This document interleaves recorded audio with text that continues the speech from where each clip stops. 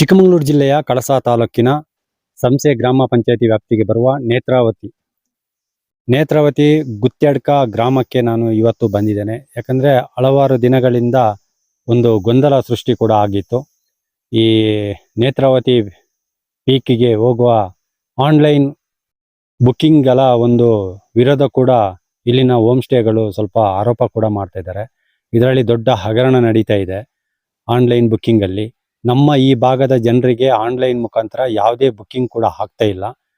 ಎಷ್ಟೋ ಕಿಲೋಮೀಟರ್ ದೂರದಿಂದ ಬರುವಂತ ಪ್ರವಾಸಿಗರು ತುಂಬಾ ಅವರು ಬುಕ್ಕಿಂಗ್ಗೆ ಈ ತರ ನೇತ್ರಾವತಿ ಪೀಕ್ ನೋಡ್ಬೇಕು, ನಮಗೆ ಬುಕ್ಕಿಂಗ್ ಆಗ್ತಾ ಇಲ್ಲ, ಅದೇನು ಅಂತ ನಿಮ್ಮ ಭಾಗದ ಅಧಿಕಾರಿಗಳಿಗೆ ಸ್ವಲ್ಪ ಕೇಳಿ ನಮ್ಗೊಂದು ಸ್ವಲ್ಪ ವಿವರಣೆ ಹೇಳಿ ಅಂತ ಹೇಳ್ತಾ ಇದ್ದಾರೆ.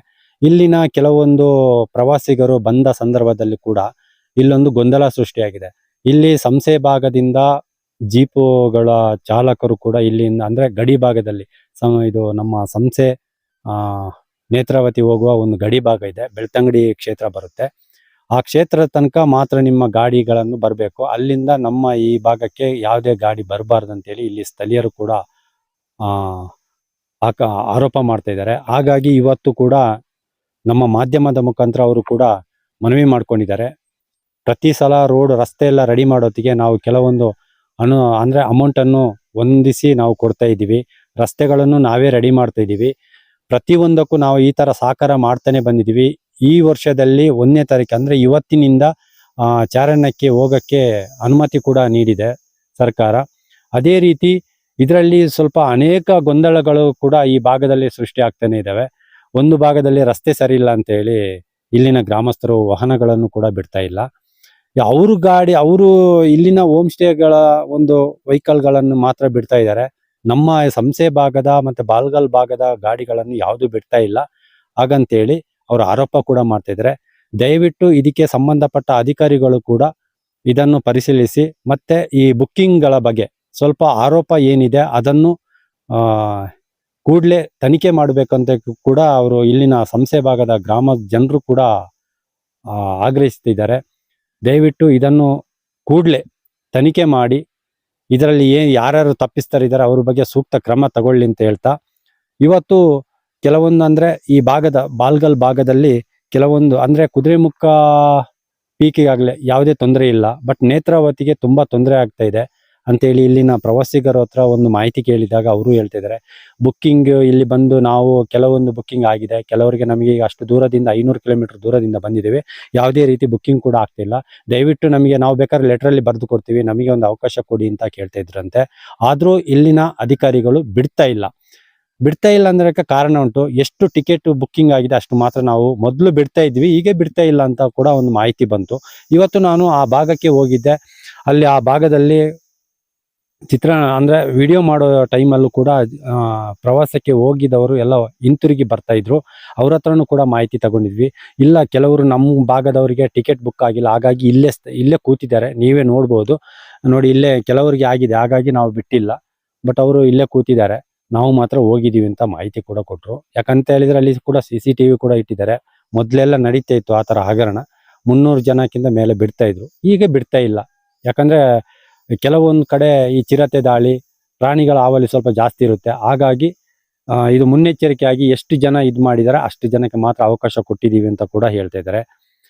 ಇದು ಕೆಲವರೊಂದು ಆರೋಪ ಮಾಡ್ತಾ ಇದಾರೆ ಅಂತ ಹೇಳಿದ್ರೆ, ಸಂಸೆ ಭಾಗದ ಕೆಲವು ಜೀಪ್ ಚಾಲಕರು ನಮಗೆ ಹೋಗಕ್ಕೆ ಬಿಡ್ತಾ ಇಲ್ಲ, ಬಟ್ ನಾವು ದಿನನಿತ್ಯ ಅದರಲ್ಲಿ ಜೀವನ ಮಾಡುವಂತ ಪರಿಸ್ಥಿತಿ. ಇಲ್ಲಿನ ಗ್ರಾಮಸ್ಥರು ಈ ತರ ಅಂದ್ರೆ ವಾಹನಗಳನ್ನೇ ಬಿಡಕ್ಕಿಲ್ಲ.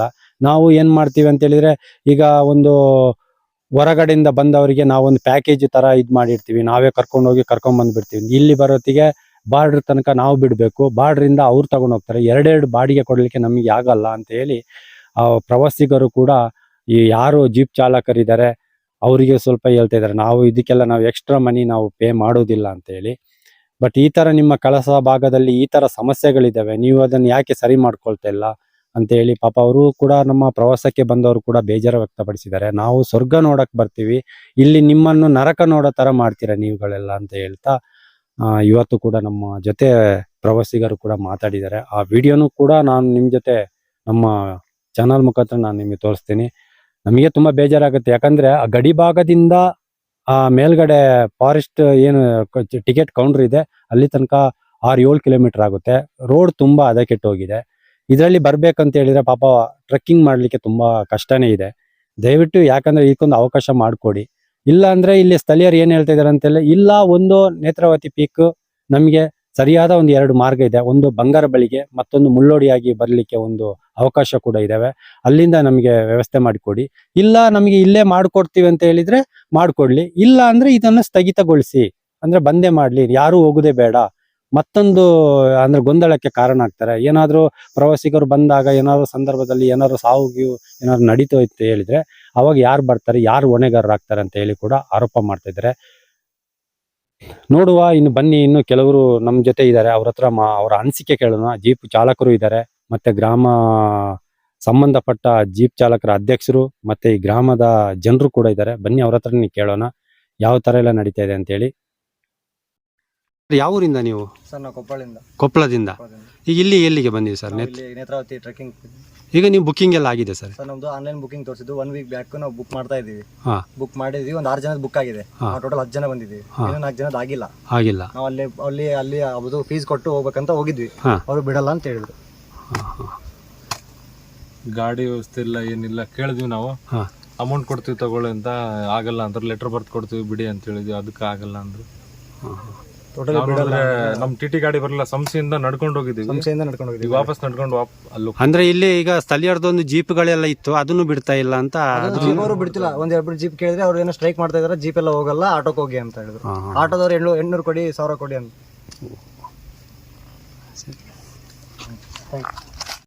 ನಾನು ಈಗ ನೇತ್ರಾವತಿ ಹೋಗುವ ಒಂದು ಚೆಕ್ ಪೋಸ್ಟ್ ಬಳಿ ಇದ್ದೀನಿ. ಇದೇ ನೋಡ್ಬೋದು, ಕೆಲವರೆಲ್ಲ ಹೋಗ್ತಾ ಇದ್ದಾರೆ ಬಂದು, ಬೆಳಗಿನ ಜಾವ ಬೇಗ ಹೋದವರು. ಇದೇ ಚೆಕ್ ಪೋಸ್ಟು, ಇಲ್ಲಿಂದನೇ ಹೋಗಬೇಕು. ಇಲ್ಲೊಂದು ಬೋರ್ಡ್ ಕೂಡ ಹಾಕ್ಕೊಂಡಿದ್ದಾರೆ. ಎಡಭಾಗದಲ್ಲಿರುವಂತಹ ರೋಡು, ಇದರಲ್ಲಿ ಮೇಲ್ಗೆ ಹತ್ಕೊಂಡು ಹೋಗಬೇಕು ಟ್ರೆಕ್ಕಿಂಗ್ಗೆ. ಈಗ ನಾನು ಇಲ್ಲಿಗೆ ಬರೋತ್ತಿಗೆ ನಮ್ಮ ಕಾರ್ಕಳ DF ಕೂಡ ಸಿಕ್ಕಿದ್ರು.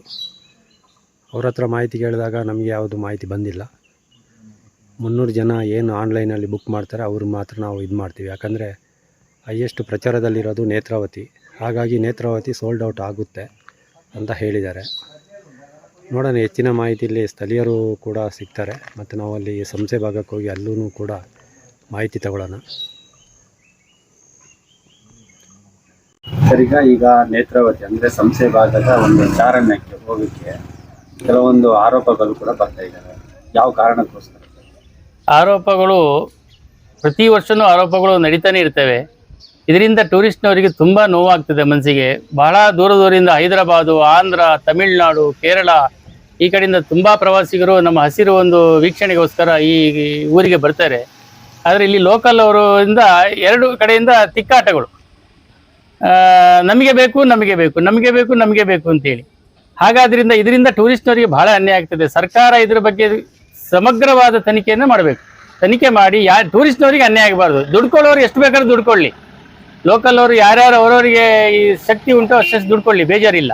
ಆದರೆ ಟೂರಿಸ್ಟ್ನವರಿಗೆ ಪಾಪ ನೋವಾಗ್ತದೆ. ಇದು ನಾವು ಕಣ್ಣಾರೆ ಕಂಡ ವಿಚಾರ. ಟೂರಿಸ್ಟ್ನವರಿಗೆ ತುಂಬ ನೋವು ಮಾಡ್ತಾರೆ ಇಲ್ಲಿಯವರು. ಇದ್ರ ನೋವು ಆಗಬಾರ್ದು. ಪಾಪ ಅವ್ರ ವೀಕ್ಷಣೆಗೆ ಬರಬೇಕು. ಇಲ್ಲಿಯವರಿಗೂ ಆದಾಯ ಇದೆ. ಎಲ್ಲ ವ್ಯಾಪಾರಸ್ಥರಿಗಾಗಲಿ, ಹೋಟ್ಲವರಿಗಾಗಲಿ, ಅಥವಾ ಗಾಡಿಯವರಿಗಾಗಲಿ, ಹೋಮ್ ಸ್ಟೇ ಅವರಿಗಾಗಲಿ, ರೆಸಾರ್ಟ್ನವರಿಗಾಗಲಿ ತುಂಬ ಆದಾಯ ಇದೆ. ಇದರ ಸರ್ಕಾರಕ್ಕೂ ತುಂಬ ಆದಾಯ ಇದೆ. ಆದ್ದರಿಂದ ಸರ್ಕಾರ ಇದನ್ನು ಸಮಗ್ರವಾಗಿ ತನಿಖೆ ಮಾಡಿ ಇದರಲ್ಲಿ ಟೂರಿಸ್ಟ್ನವರಿಗೆ ತೊಂದರೆ ಆಗಬಾರ್ದು. ಸರ್, ಈಗ 300 ಟಿಕೆಟ್ ಅಂತ ಮಾಡ್ಕೊಂಡಿದ್ದಾರೆ. ಈಗ ಕೆಲವೊಂದು ಪಾಪ ಇಲ್ಲಿ ಲೋಕಲ್ಗೆಲ್ಲ ಈಗ ಒಂದು ಬುಕ್ಕಿಂಗ್ ಮಾಡೋ ಟೈಮ್ ಸೋಲ್ಡ್ ಔಟ್ ಅಂತ ಬರ್ತಾ ಇದೆ. ಆದರೆ ಇದು ಏನೋ ಒಂದು ಇದರಲ್ಲಿ ಗಿಮಿಕ್ ಇದೆ. ಈ ಬುಕ್ಕಿಂಗ್ ಅಲ್ಲಿ ಗಿಮಿಕ್ ಇದೆ. ಇದನ್ನು ಸರ್ಕಾರ ತನಿಖೆ ಮಾಡಬೇಕು, ಹೇಗೆ ಆಗ್ತದೆ ಏನು ಅಂತೇಳಿ. ಯಾಕಂದ್ರೆ ವಿತಿನ್ ಸೆಕೆಂಡ್ ಒಳಗಡೆ ಪೂರಾ 300 ಟಿಕೆಟ್ ಬುಕ್ಕಿಂಗ್ ಆಗಿ ಹೋಗ್ತದೆ. ಕಾರಣ ಹೇಗೆ? ಇಲ್ಲಿ ಪಾಪ ಬಂದವರಿಗೆ, ಲೋಕಲ್ನವರಿಗೂ, ಒಂದು ಹೋಮ್ ಸ್ಟೇ ಅವರಿಗೂ ಯಾರಿಗೂ ಒಂದು ಬುಕ್ಕಿಂಗಿಗೆ ಅವಕಾಶ ಇಲ್ಲ. ಹಾಗಾದ್ರಿಂದ ಇಲ್ಲಿ ಹೋಮ್ ಸ್ಟೇ ಮಾಡ್ಕೊಂಡವ್ರು ಅವ್ರ ಪರಿಸ್ಥಿತಿ ಏನಾಗಬೇಕು? ಇದನ್ನ ಸರ್ಕಾರ ತನಿಖೆ ಮಾಡಬೇಕು. ಸಂಬಂಧಪಟ್ಟ ಅಧಿಕಾರಿಗಳು ಇದನ್ನು ಯಾವ ಮುಲಾಜಿಲ್ದೇನೆ ಸಂಬಂಧಪಟ್ಟ ಅಧಿಕಾರಿಗಳು ಇದೊಂದು ಟೂರಿಸ್ಟ್ನವರಿಗೆ ಅನ್ಯಾಯ ಆಗದಿದ್ದ ರೀತಿಯಲ್ಲಿ ಸರಿಪಡಿಸಿಕೊಡ್ಬೇಕು ಇದನ್ನು. ಈಗ ನೇತ್ರಾವತಿ ಅದು ದಕ್ಷಿಣ ಕನ್ನಡ ಜಿಲ್ಲೆ ಸೇರುತ್ತೆ. ಹೌದು ಸರ್, ದಕ್ಷಿಣ ಕನ್ನಡ ಜಿಲ್ಲೆ ಸೇರ್ತದೆ, ಹೌದು. ಹೊಂದಾಣಿಕೆ ಬೇಕು. ಈಗ ದಕ್ಷಿಣ ಕನ್ನಡ ಜಿಲ್ಲೆಯವರು ಈ ಭಾಗದಿಂದ ಕರ್ಕೊಂಡು ಹೋಗ್ಬೇಕು, ಮೂಡಿಗೆರೆ ತಾಲೂಕಿಂದ, ಚಿಕ್ಕಮಗಳೂರು ಜಿಲ್ಲೆಯಿಂದ ಕರ್ಕೊಂಡು ಹೋಗ್ಬೇಕು ಇಲ್ಲಿಂದ ಬಂದು. ಹಾಗಾದ್ರೆ ಇವರು ನಾವು ಬರಬಾರ್ದು ಅಂತ ಹೇಳಿದ್ರೆ ಆಗ್ತದ? ಕರ್ನಾಟಕ ರಾಜ್ಯ ತಾನೆ, ಈ ದಕ್ಷಿಣ ಕನ್ನಡ ಜಿಲ್ಲೆ ಇರ್ಲಿ ಯಾವುದೇ ಇರಲಿ, ರಾಜ್ಯ ಕರ್ನಾಟಕ ತಾನೆ. ಹೊಂದಾಣಿಕೆ ಮಾಡ್ಕೊಳ್ಬೇಕು, ಎರಡು ಕಡೆಯವರು ಹೊಂದಾಣಿಕೆ ಮಾಡಿಕೊಂಡು ಟೂರಿಸ್ಟ್ನವರಿಗೆ ಅನ್ಯಾಯ ಆಗಿದ್ದಾಗ ನಡ್ಕೊಳ್ಬೇಕು. ಮೊದಲೆಲ್ಲ ಟಿಕೆಟ್ ಇಲ್ದೇನೆ ಈ ತರ ಇತ್ತು, ಅಂದ್ರೆ ಅವರೇ ಕೊಡೋದು. ಅದು ಆಫ್ಲೈನ್ ಇತ್ತು, ಇಲ್ಲೇ ಟಿಕೆಟ್ ಕೊಡ್ತಾ ಇದ್ರು. ಈಗ ಆನ್ಲೈನ್ ಆಗಿದೆ. ಆನ್ಲೈನ್ ಅಲ್ಲಿ ಲಿಮಿಟ್ ಮಾಡಿದ್ದಾರೆ, 300 ಟಿಕೆಟ್ ಲಿಮಿಟ್ ಮಾಡಿದ್ದಾರೆ. 300 ಮೇಲೆ ಬಿಡುದಿಲ್ಲ ಪರ್ ಡೇ. 300 ಟಿಕೆಟ್ 300ಕ್ಕಿಂತ ಜಾಸ್ತಿ ಹೋಗ್ತಾ ಇದಾರೆ ಅಂತ ಒಂದು ಆರೋಪ ಕೂಡ ಇದೆ ಸರ್. 300ಕ್ಕೆ ಹೋದ ಸರಿ ಎಲ್ಲರೂ ಒಂದೆರಡು ಬೈ ಚಾನ್ಸ್ ಒಂದೆರಡು ಬಿಟ್ಟಿರ್ಬೋದು, ಇಲ್ಲ ಅಂತ ಹೇಳಲಿಕ್ಕಿಲ್ಲ. ಬಂದವರು ತುಂಬಾ ದೂರದಿಂದ ಬಂದವರು, ಅವರು ಪಾಪ ಬಹಳ ಹತ್ತು ಕರೆದು ಕಣ್ಣೀರ್ ಹಾಕ್ತಾರೆ ಅಂತ ಪರಿಸ್ಥಿತಿಯಲ್ಲಿ ಪಾಪ ಪುಣ್ಯ ಗ್ರೇಸಿ ಎಲ್ಲರೂ ಬಿಟ್ಟಿರ್ಬೋದು ದೂರದಿಂದ ಬಂದವರಿಗೆ. ಮತ್ತೆ ಭಾರಿ ಬಿಟ್ಟಿದ್ದು ನಮಗೂ ಗೊತ್ತಿಲ್ಲ. ನಾವು ಆ ಬಿಸಿನೆಸ್ ಅಲ್ಲಿ ಇಲ್ಲ, ನಮ್ದು ಏನಾದ್ರು ಅಂಗಡಿ ವ್ಯಾಪಾರ ಅಷ್ಟೇ ಬಿಟ್ರೆ, ನಾವು ಹೋಮ್ ಸ್ಟೇ ಇಲ್ಲ, ಗಾಡಿ ಇಲ್ಲ, ನಮ್ದು ಏನಿಲ್ಲ. ಆದ್ರೆ ಸರಿ, ಎಲ್ಲರೂ ಚೆನ್ನಾಗಿ ನಡಿಬೇಕು. ಎಲ್ಲರೂ ಚೆನ್ನಾಗಿ ನಡ್ಕೊಂಡು ಹೋಗ್ಬೇಕು. ನಮ್ಮ ಊರಿಗೆ ಒಂದು ಕೆಟ್ಟ ಹೆಸರು ಬರಬಾರ್ದು. ಪ್ರವಾಸಿಗರು ಸಂತೋಷದಿಂದ ಬಂದು ಹೋಗ್ಬೇಕು. ಇದನ್ನು ಸರ್ಕಾರ ಮೊದಲು ಗಮನ ಹರಿಸಬೇಕು. ಸಂಬಂಧಪಟ್ಟ ಅಧಿಕಾರಿಗಳು, ಸಂಬಂಧಪಟ್ಟ ಮಂತ್ರಿಗಳು ಇದ್ರ ಬಗ್ಗೆ ಕೂಲಂಕುಷವಾಗಿ ನೀವು ತನಿಖೆ ಮಾಡಿಸಿ ಟೂರಿಸ್ಟರಿಗೆ ತೊಂದರೆ ಮಾಡಬೇಡಿ. ಪಾಪ ಅವರು ಬೆಂಗಳೂರಲ್ಲಿ ಇಡೀ ವಾರ ಇಡೀ ಕೆಲಸ ಮಾಡ್ತಾರೆ. ಒಂದ್ಸರಿ ಬಂದು ಇಲ್ಲಿ ಸಂತೋಷ ಪಟ್ಕೊಂಡು ಹೋಗೋಣ ಅಂತೇಳಿ ಊರಿಗೆ ಬಂದ್ರೆ ಇಲ್ಲಿ ಪೂರ ಈ ತರ ಮಾಡಿದ್ರೆ ಪಾಪ ಅವರಿಗೆ ಇಲ್ಲಿಯೂ ಮನಸ್ಸಿನ ನೋವು, ಅಲ್ಲಿಯೂ ನೋವು, ಹೀಗಾಗ್ತದೆ. ಹಾಗಾದ್ರೆ ನೀವು ಇದನ್ನು ನಮ್ಮ ಈಶ್ವರ್ ಖಂಡ್ರೆ ಅವರು ಇದ್ರ ಬಗ್ಗೆ ಸಮಗ್ರ ತನಿಖೆ ಮಾಡ್ಬೇಕು. ಇದನ್ನ ಸ್ಪೆಷಲ್ ಟೀಮ್ ಬಿಡ್ಬೇಕು, ಇದಕ್ಕೆ ಸ್ಕ್ವಾಡ್ ಬಿಡ್ಬೇಕು. ನನ್ನ ಹೆಸರು KJ ಪ್ರಮೋದ್ ಕುಮಾರ್. ಯಾವ ಊರಿಂದ ನೀವು ಸರ್? ಈಗ ನಿನ್ನೆಯಿಂದ ಕೂಡ ಈಗ ಚಾಲನೆಗೆ ಇವತ್ತಿಂದ ಚಾಲನೆ ಶುರುವಾಗಿದೆ. ಬಟ್ ಈ ತರ ಒಂದು ಆನ್ಲೈನ್ ಟಿಕೆಟ್ ಅಲ್ಲಿ ಸ್ವಲ್ಪ ಗೊಂದಲ ಕೂಡ ಸೃಷ್ಟಿಯಾಗಿದೆ. ಇದ್ರ ಬಗ್ಗೆ ಏನಾದ್ರು ಮಾಹಿತಿ ಇದೆಯಾ ಸರ್? ಸರ್, ಟಿಕೆಟ್ ಬಗ್ಗೆ ಗೊಂದಲ ಇದ್ರೆ ಅದು ನಾವು ಟಿಕೆಟ್ ಕೊಡುದಿಲ್ಲ, ಅದೆಲ್ಲ ನಿಮ್ಗೆ ಅದ್ರಲ್ಲಿ ಅಲ್ಲೇ ಆಗಿ ಬರುದದು. ಅದು ಸಂಬಂಧಪಟ್ಟವರೇ ಅದ್ರ ಬಗ್ಗೆ ಕರೆಕ್ಟ್ ಆಗಿ ಮಾಹಿತಿ ಕೊಡ್ಬೇಕು. ಅದು ಕೆಲವರು ಹೇಳ್ತಾರೆ ನಾವು ನೋಡುವಾಗ ಅದು ಯಾವಾಗ ನೋಡಿದ್ರೆ ಕ್ಲೋಸ್ ಇರುತ್ತೆ, ಯಾವಾಗ ನೋಡಿದ್ರೆ ಫುಲ್ ಆಗಿರುತ್ತೆ ಅಂತ ಹೇಳ್ತಾರೆ. ಅದು ನಮ್ಗೆ ಸಂಬಂಧ ಇಲ್ದಿರೋ ವಿಷಯ. ಅದು ಡಿಪಾರ್ಟ್ಮೆಂಟ್ ಅದು ಯಾವ ತರ ಮಾಡಿದ್ದಾರೆ, ಅದು ಹೇಗೆ ಅಂತೇಳಿ ಅದು ಅವರಿಗೆ ಬಿಟ್ಟಿರೋದು. ನಮ್ದು ಏನಂತ ಹೇಳಿದ್ರೆ, ಈ ಕಸ್ಟಮರ್ ಎಲ್ಲ ಬಂದಾಗ ಗಾಡಿ ಬಗ್ಗೆ ಎಲ್ಲ ಭಾರಿ ತೊಂದರೆ ಆಗ್ತಾ ಇದೆ. ಆಮೇಲೆ ಅವ್ರು ಹೇಳ್ತಾರೆ ನಮ್ಗೆ ಊರಿಗೆ ರೋಡ್ ಹಾಳಾಗುತ್ತೆ, ಕೆಸರಾಗುತ್ತೆ, ಮಕ್ಳಿಗೆ ತೊಂದರೆ ಆಗುತ್ತೆ, ಹಾಗೆ ಅಂತ ಹೇಳ್ತಿದ್ದಾರೆ. ಈಗ 6 ವರ್ಷದಿಂದ ಚೆನ್ನಾಗೆಲ್ಲ ನಡೀತಾ ಇತ್ತು. ಈಗ ಹೋದ ವರ್ಷ ಅವ್ರು ಏನ್ ಮಾಡಿದ್ರು, ಗೈಡ್ಗಳ ಬಗ್ಗೆ ಮಾತಾಡಿದ್ರು. ಈಗ ಹೊರಗಡೆ ಅವರೆಲ್ಲ ಗೈಡ್ ಬರಬಾರ್ದು, ನಮ್ದು ಊರಿಂದ ನಮ್ದು ಗೈಡ್ಗಳೇ ಹೋಗ್ಬೇಕಂತ ಇತ್ತು, ಅದಕ್ಕೂ ಒಪ್ಕೊಂಡಾಯ್ತು. ಆಮೇಲೆ 2ನೇ ಸರಿ ಏನ್ ಮಾಡಿದ್ರು, ರೋಡ್ ಹಾಳಾಗುತ್ತೆ ಅಂತ ಹೇಳಿದ್ರು ಒಂದೊಂದು ಗಾಡಿ ಹತ್ರ 9,000 ರೂಪಾಯಿ ಕಲೆಕ್ಷನ್ ಮಾಡಿದ್ರು ಒಂದ್ಸರಿ. ಆಮೇಲೆ ಏನ್ ಮಾಡಿದ್ರು, ಇವರು ಯಾವ್ದು ಒಂದು ಕಾನೂನು ಪ್ರಕಾರ ಇಲ್ಲದೆ ಇವರೊಂದು ಟೋಲ್ ಗೇಟ್ ಅಂತ ಮಾಡಿದ್ರು. ನಮ್ಗೆ ಏನಂತ ಹೇಳಿದ್ರೆ, ಒಂದು ಹೆಂಗೋ ಹೋಗ್ತಾ ಇದೆಯಲ್ಲ ಅಂತ ಹೇಳಿ ನಾವು ಅದಕ್ಕೂ ಒಪ್ಕೊಂಡು ಒಂದು ಗಾಡಿಗೆ 100 ರೂಪಾಯಿ ಲೆಕ್ಕ ಟೋಲ್ ಗೇಟ್ ಮಾಡಿದ್ರು. 5 ಟ್ರಿಪ್ ಒಬ್ಬ ಒಂದು ಗಾಡಿಯನ್ನು ಓಡಿದ್ರೆ 500 ರೂಪಾಯಿ ಕಟ್ಟಬೇಕು. ಅದು ನಮ್ಮ ಹತ್ರ ಪ್ರೂಫ್ ಇದೆ. ಈಗ ಅವ್ರೇನಾದ್ರು ತಗೊಂಡಿಲ್ಲ ಮಾಡ್ಲಿಲ್ಲ ಅಂತ ಹೇಳಿದ್ರೆ ಪ್ರೂಫ್ ಇದೆ. ಈಗ ಅದಕ್ಕೆ ಲೆಕ್ಕ ಕೇಳಿದ್ರೆ ಲೆಕ್ಕ ಎಲ್ಲ ಅದು ಎಲ್ಲ ಕ್ಲಿಯರ್ ಆಗಿದೆ ಅಂತಾರೆ. ಈಗ ಸರ್ಕಾರದವರು ಮಾಡಿದ್ದು ಸಿಮೆಂಟ್ ರೋಡ್ ಅನ್ನು ನಾವೇ ಖರ್ಚಾಕಿ ಮಾಡಿದ್ದಂತನೂ ಅವರು ಅದು ಬಿಟ್ರೆ ಅದು ಬೇರೆ ಏನು ಹೇಳಲಿಕ್ಕಿಲ್ಲ. ಈಗ ಆ ದುಡ್ಡು ಎಲ್ಲಿ ಹೋಯ್ತು ಅಂತ ಕೇಳಿದಾಗ ಅದು ರೋಡಿಗೆ ಸರಿ ಆಯ್ತು ಅಂತ ಅವ್ರು ಹೇಳುದ್ರಿಂದ ಸಿಮೆಂಟ್ ರೋಡ್ ಸರ್ಕಾರದವರು ಮಾಡಿದಂತ ಅವ್ರು ಹೇಳ್ತಿದ್ದಾರೆ. ಇವ್ರು ನೋಡಿದ್ರೆ ಆ ದುಡ್ಡು ಅಲ್ಲಿಗೆ ಸರಿ ಆಯ್ತು, ಇಲ್ಲಿಗೆ ಸರಿ ಆಯ್ತು ಅಂತಿದ್ದಾರೆ. ಆ ದುಡ್ಡು ಎಲ್ಲಿ ಹೋಯ್ತು ಅಂತ ಅದು ಗೊತ್ತಿಲ್ಲ. ಈಗ ಈ ವರ್ಷ ಏನು ಮಾಡಿದ್ದಾರೆ ಅಂತ ಹೇಳಿದ್ರೆ, ನೀವು ಅಲ್ಲಿಂದ ಎಲ್ಲ ಹೋಮ್ ಸ್ಟೇ ಇಂದ ಎಲ್ಲಿಂದ ತಗೊಬಂದ್ರು ನಮ್ದು ಒಂದು ಗಡಿ ಇದೆ, ನಮ್ಮ ಏರಿಯಾದಲ್ಲಿ ತಂದು ನೀವು ಬಿಡಬೇಕು, ಅಲ್ಲಿಂದ ನಾವು ಟ್ರಿಪ್ ಮಾಡ್ತೀವಿ ಅಂತ ಹೇಳ್ತಿದ್ದಾರೆ. ಅದು ಹೇಗೆ ಸಾಧ್ಯ ಉಂಟು? ಈಗ ಒಬ್ಬ ಬೆಂಗಳೂರಿಂದ ಹೊರಡುವಾಗ ನಾವು ಅವರಿಗೆ ಎಲ್ಲ ವಿಷಯ ಹೇಳಿರ್ತೀವಿ. ನೋಡಿ, ನೀವು ನಮ್ಮ ಏರಿಯಾಕ್ಕೆ ಬಂದ ಮೇಲೆ ನಿಮ್ಮನ್ನ ಅಲ್ಲಿ ಕರ್ಕೊಂಡೋಗಿ ಎಲ್ಲ ನಮ್ಮ ಹೋಮ್ ಸ್ಟೇಗೆ ಬಿಡುವ ತನಕ ಅದಕ್ಕೆ ಜವಾಬ್ದಾರಿ ನಾವು ಅಂತ ನಾವು ಮಾತು ಕೊಟ್ಟಿರ್ತೀವಿ. ಈಗ ಅವ್ರು ಹೇಳಿದ ಲೆಕ್ಕದಲ್ಲಿ ನಾವು ಇಲ್ಲಿ ತಂದು ಬಿಟ್ರೆ, ಈಗ ಬೆಂಗಳೂರಿಂದ ಒಂದ್ಸರಿ ಹೊರಡ್ತಾರೆ, ಹೋಮ್ ಸ್ಟೇಯಲ್ಲಿ ಒಂದ್ಸರಿ ಇಳಿಬೇಕು, ಪುನಃ ತಂದು ಇಲ್ಲಿ ಬಿಡ್ಬೇಕು, ಪುನಃ ತಂದು ಅಲ್ಲಿ ಹಸ್ಬೇಕು. ಒಂದು ಕಸ್ಟಮರ್ನ ಇಲ್ಲಿ 3-4 ಸರಿ ನಾವು ಅವರನ್ನ ಹತ್ತು ಇಳಿ ಅಂತೇಳಿ ಆಟಡಿಸ್ಲಿಕ್ಕೆ ಆಗುದಿಲ್ಲ. ನಮ್ಮ ವೈಯಕ್ತಿಕ ಏನಿದ್ರು ನಾವೇ ಸರಿ ಮಾಡ್ಕೊಳಕ್ ಬಿಟ್ರೆ, ಆಮೇಲೆ ಅವ್ರದ್ದು ಇನ್ನೊಂದು ಏನಾಗುತ್ತೆ ಅಂದ್ರೆ, ವರ್ಷಕ್ಕೆ ಒಂದು 6 ತಿಂಗಳಿಗೆ 6 ಸರಿ ಅವ್ರದ್ದು ರೋಡ್ ಬಂದ್ ಮಾಡುವ ಕೆಲಸ ಮಾಡ್ತಾರೆ. ಪೊಲೀಸ್ ಇರುವುದಿಲ್ಲ, ಯಾರು ಇರುವುದಿಲ್ಲ, ಇವರೇ ರೋಡ್ ಬಂದ್ ಮಾಡುದು. ಗಾಡಿ ಅವರು ಒಂದು 20 ಜನ ಇದ್ರೆ ಊರವ್ರನ್ನ ಒಂದು 50-100 ಜನ ಒಟ್ಟು ಮಾಡ್ಕೊಂಡ್ ಬರುದು. ರೋಡಿಗೆ ಅಡ್ಡ ಹೋದ ಸರಿ ಒಂದ್ಸರಿ ಹಾಗೆ ರೋಡಿಗೆಲ್ಲ ಬಂದು ಅಡ್ಡ ನಿಂತಿದ್ರು. ಅವಾಗ ನಮ್ದೇ ಗಾಡಿ ಒಂದ್ಸರಿ ಹೋಗಿ ಅವ್ರಿಗೆ ಹತ್ರ ಹೋದಾಗ ಅವರೇ ಗಾಡಿ ಮೇಲೆ ನೆಗೆದು ಗಾಡಿನೂ ತಾಗಿತ್ತು ಅವರಿಗೆ. ಅವಾಗ ಹೇಳ್ತಾರೆ ಇವ್ರು ಗಾಡಿ ಅಡಿ ಹಾಕ್ಲಿಕ್ಕೆ ಬಂದ್ರಿ ಅಂತೇಳಿ. ಸಾರ್ವಜನಿಕ ರೋಡ್ ಅನ್ನ ಒಂದು ಸರಿ ಸರ್ಕಾರದಿಂದ ಎಲ್ಲ ರೋಡಿಗೆ ದುಡ್ಡು ಬಂದ ಮೇಲೆ ಇವ್ರು ಹೇಗೆ ಬಂದ್ ಮಾಡ್ತಾರೆ? ಕಾನೂನು ಪ್ರಕಾರವಾಗಿ ಇವ್ರು ಬಂದ್ ಮಾಡ್ಬೇಕಲ್ವಾ? ಈಗ ಹೇಳ್ತಿದ್ದಾರೆ ನಮ್ಗೆ ತಂದು ಕೊಡಿ, ನಾವು ಹೊಡಿತೀವಿ ಅಂತೇಳಿ. ನೋಡಿ, ಈ ವರ್ಷ ಅದು ಒಪ್ಕೊಂಡ್ರೆ, ಬರುವ ವರ್ಷ ಹೇಳ್ತಾರೆ ನಮ್ಮ ಏರಿಯಾದಲ್ಲಿ 30 ಹೋಮ್ ಸ್ಟೇ ಇದೆ, ಈ ನೇತ್ರಾವತಿಗೆ ಹೋಗುವವರೆಲ್ಲ ನಮ್ಮ ಹೋಮ್ ಸ್ಟೇಗೆ ಬರ್ಬೇಕು, ಆನ್ಲೈನ್ ಟಿಕೆಟ್ ಅಲ್ಲಿ ನಮ್ಗೆ ಸಿಗ್ಬೇಕಂತ ಹೇಳ್ತಾರೆ. ಒಟ್ಟು ಇವ್ರದ್ದು ಏನಂತ ಹೇಳಿದ್ರೆ ಈಗ ಇಂಡಿಯಾ ಪಾಕಿಸ್ತಾನ ತರ ಇವ್ರು ಮಾಡ್ತಾ ಇದ್ದಾರೆ.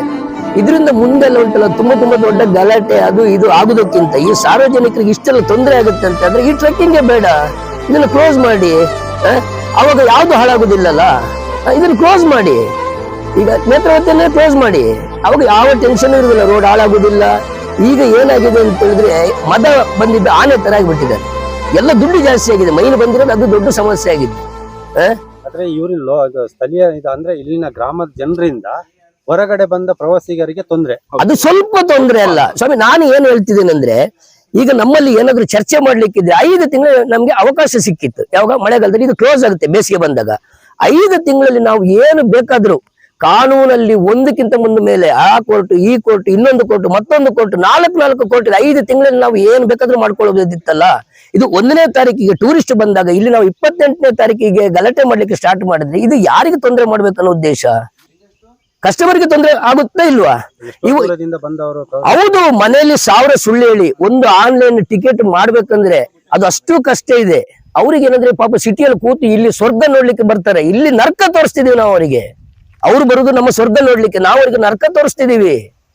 ಇವತ್ತು ನೋಡಿ ಬಂದವರು ಎಷ್ಟೊಂದು 300 ಜನ, ಲಾಸ್ಟಿಗೆ ನಾವು ಅವರು ನಡ್ಕೊಂಡು ಹೋಗ್ಬಾರ್ದು ಅಂತೇಳಿ ಆಟೋದಲ್ಲಿ ಹಾಕಿ ಕಳಿಸಿದ್ರು. ಅದಕ್ಕೂ ಸ್ಟಾರ್ಟಿಂಗ್ ಅಬ್ಜೆಕ್ಷನ್ ಮಾಡಿದ್ರು, ಆಟೋನು ಹೋಗ್ಬಾರ್ದು ಅಂತೇಳಿ.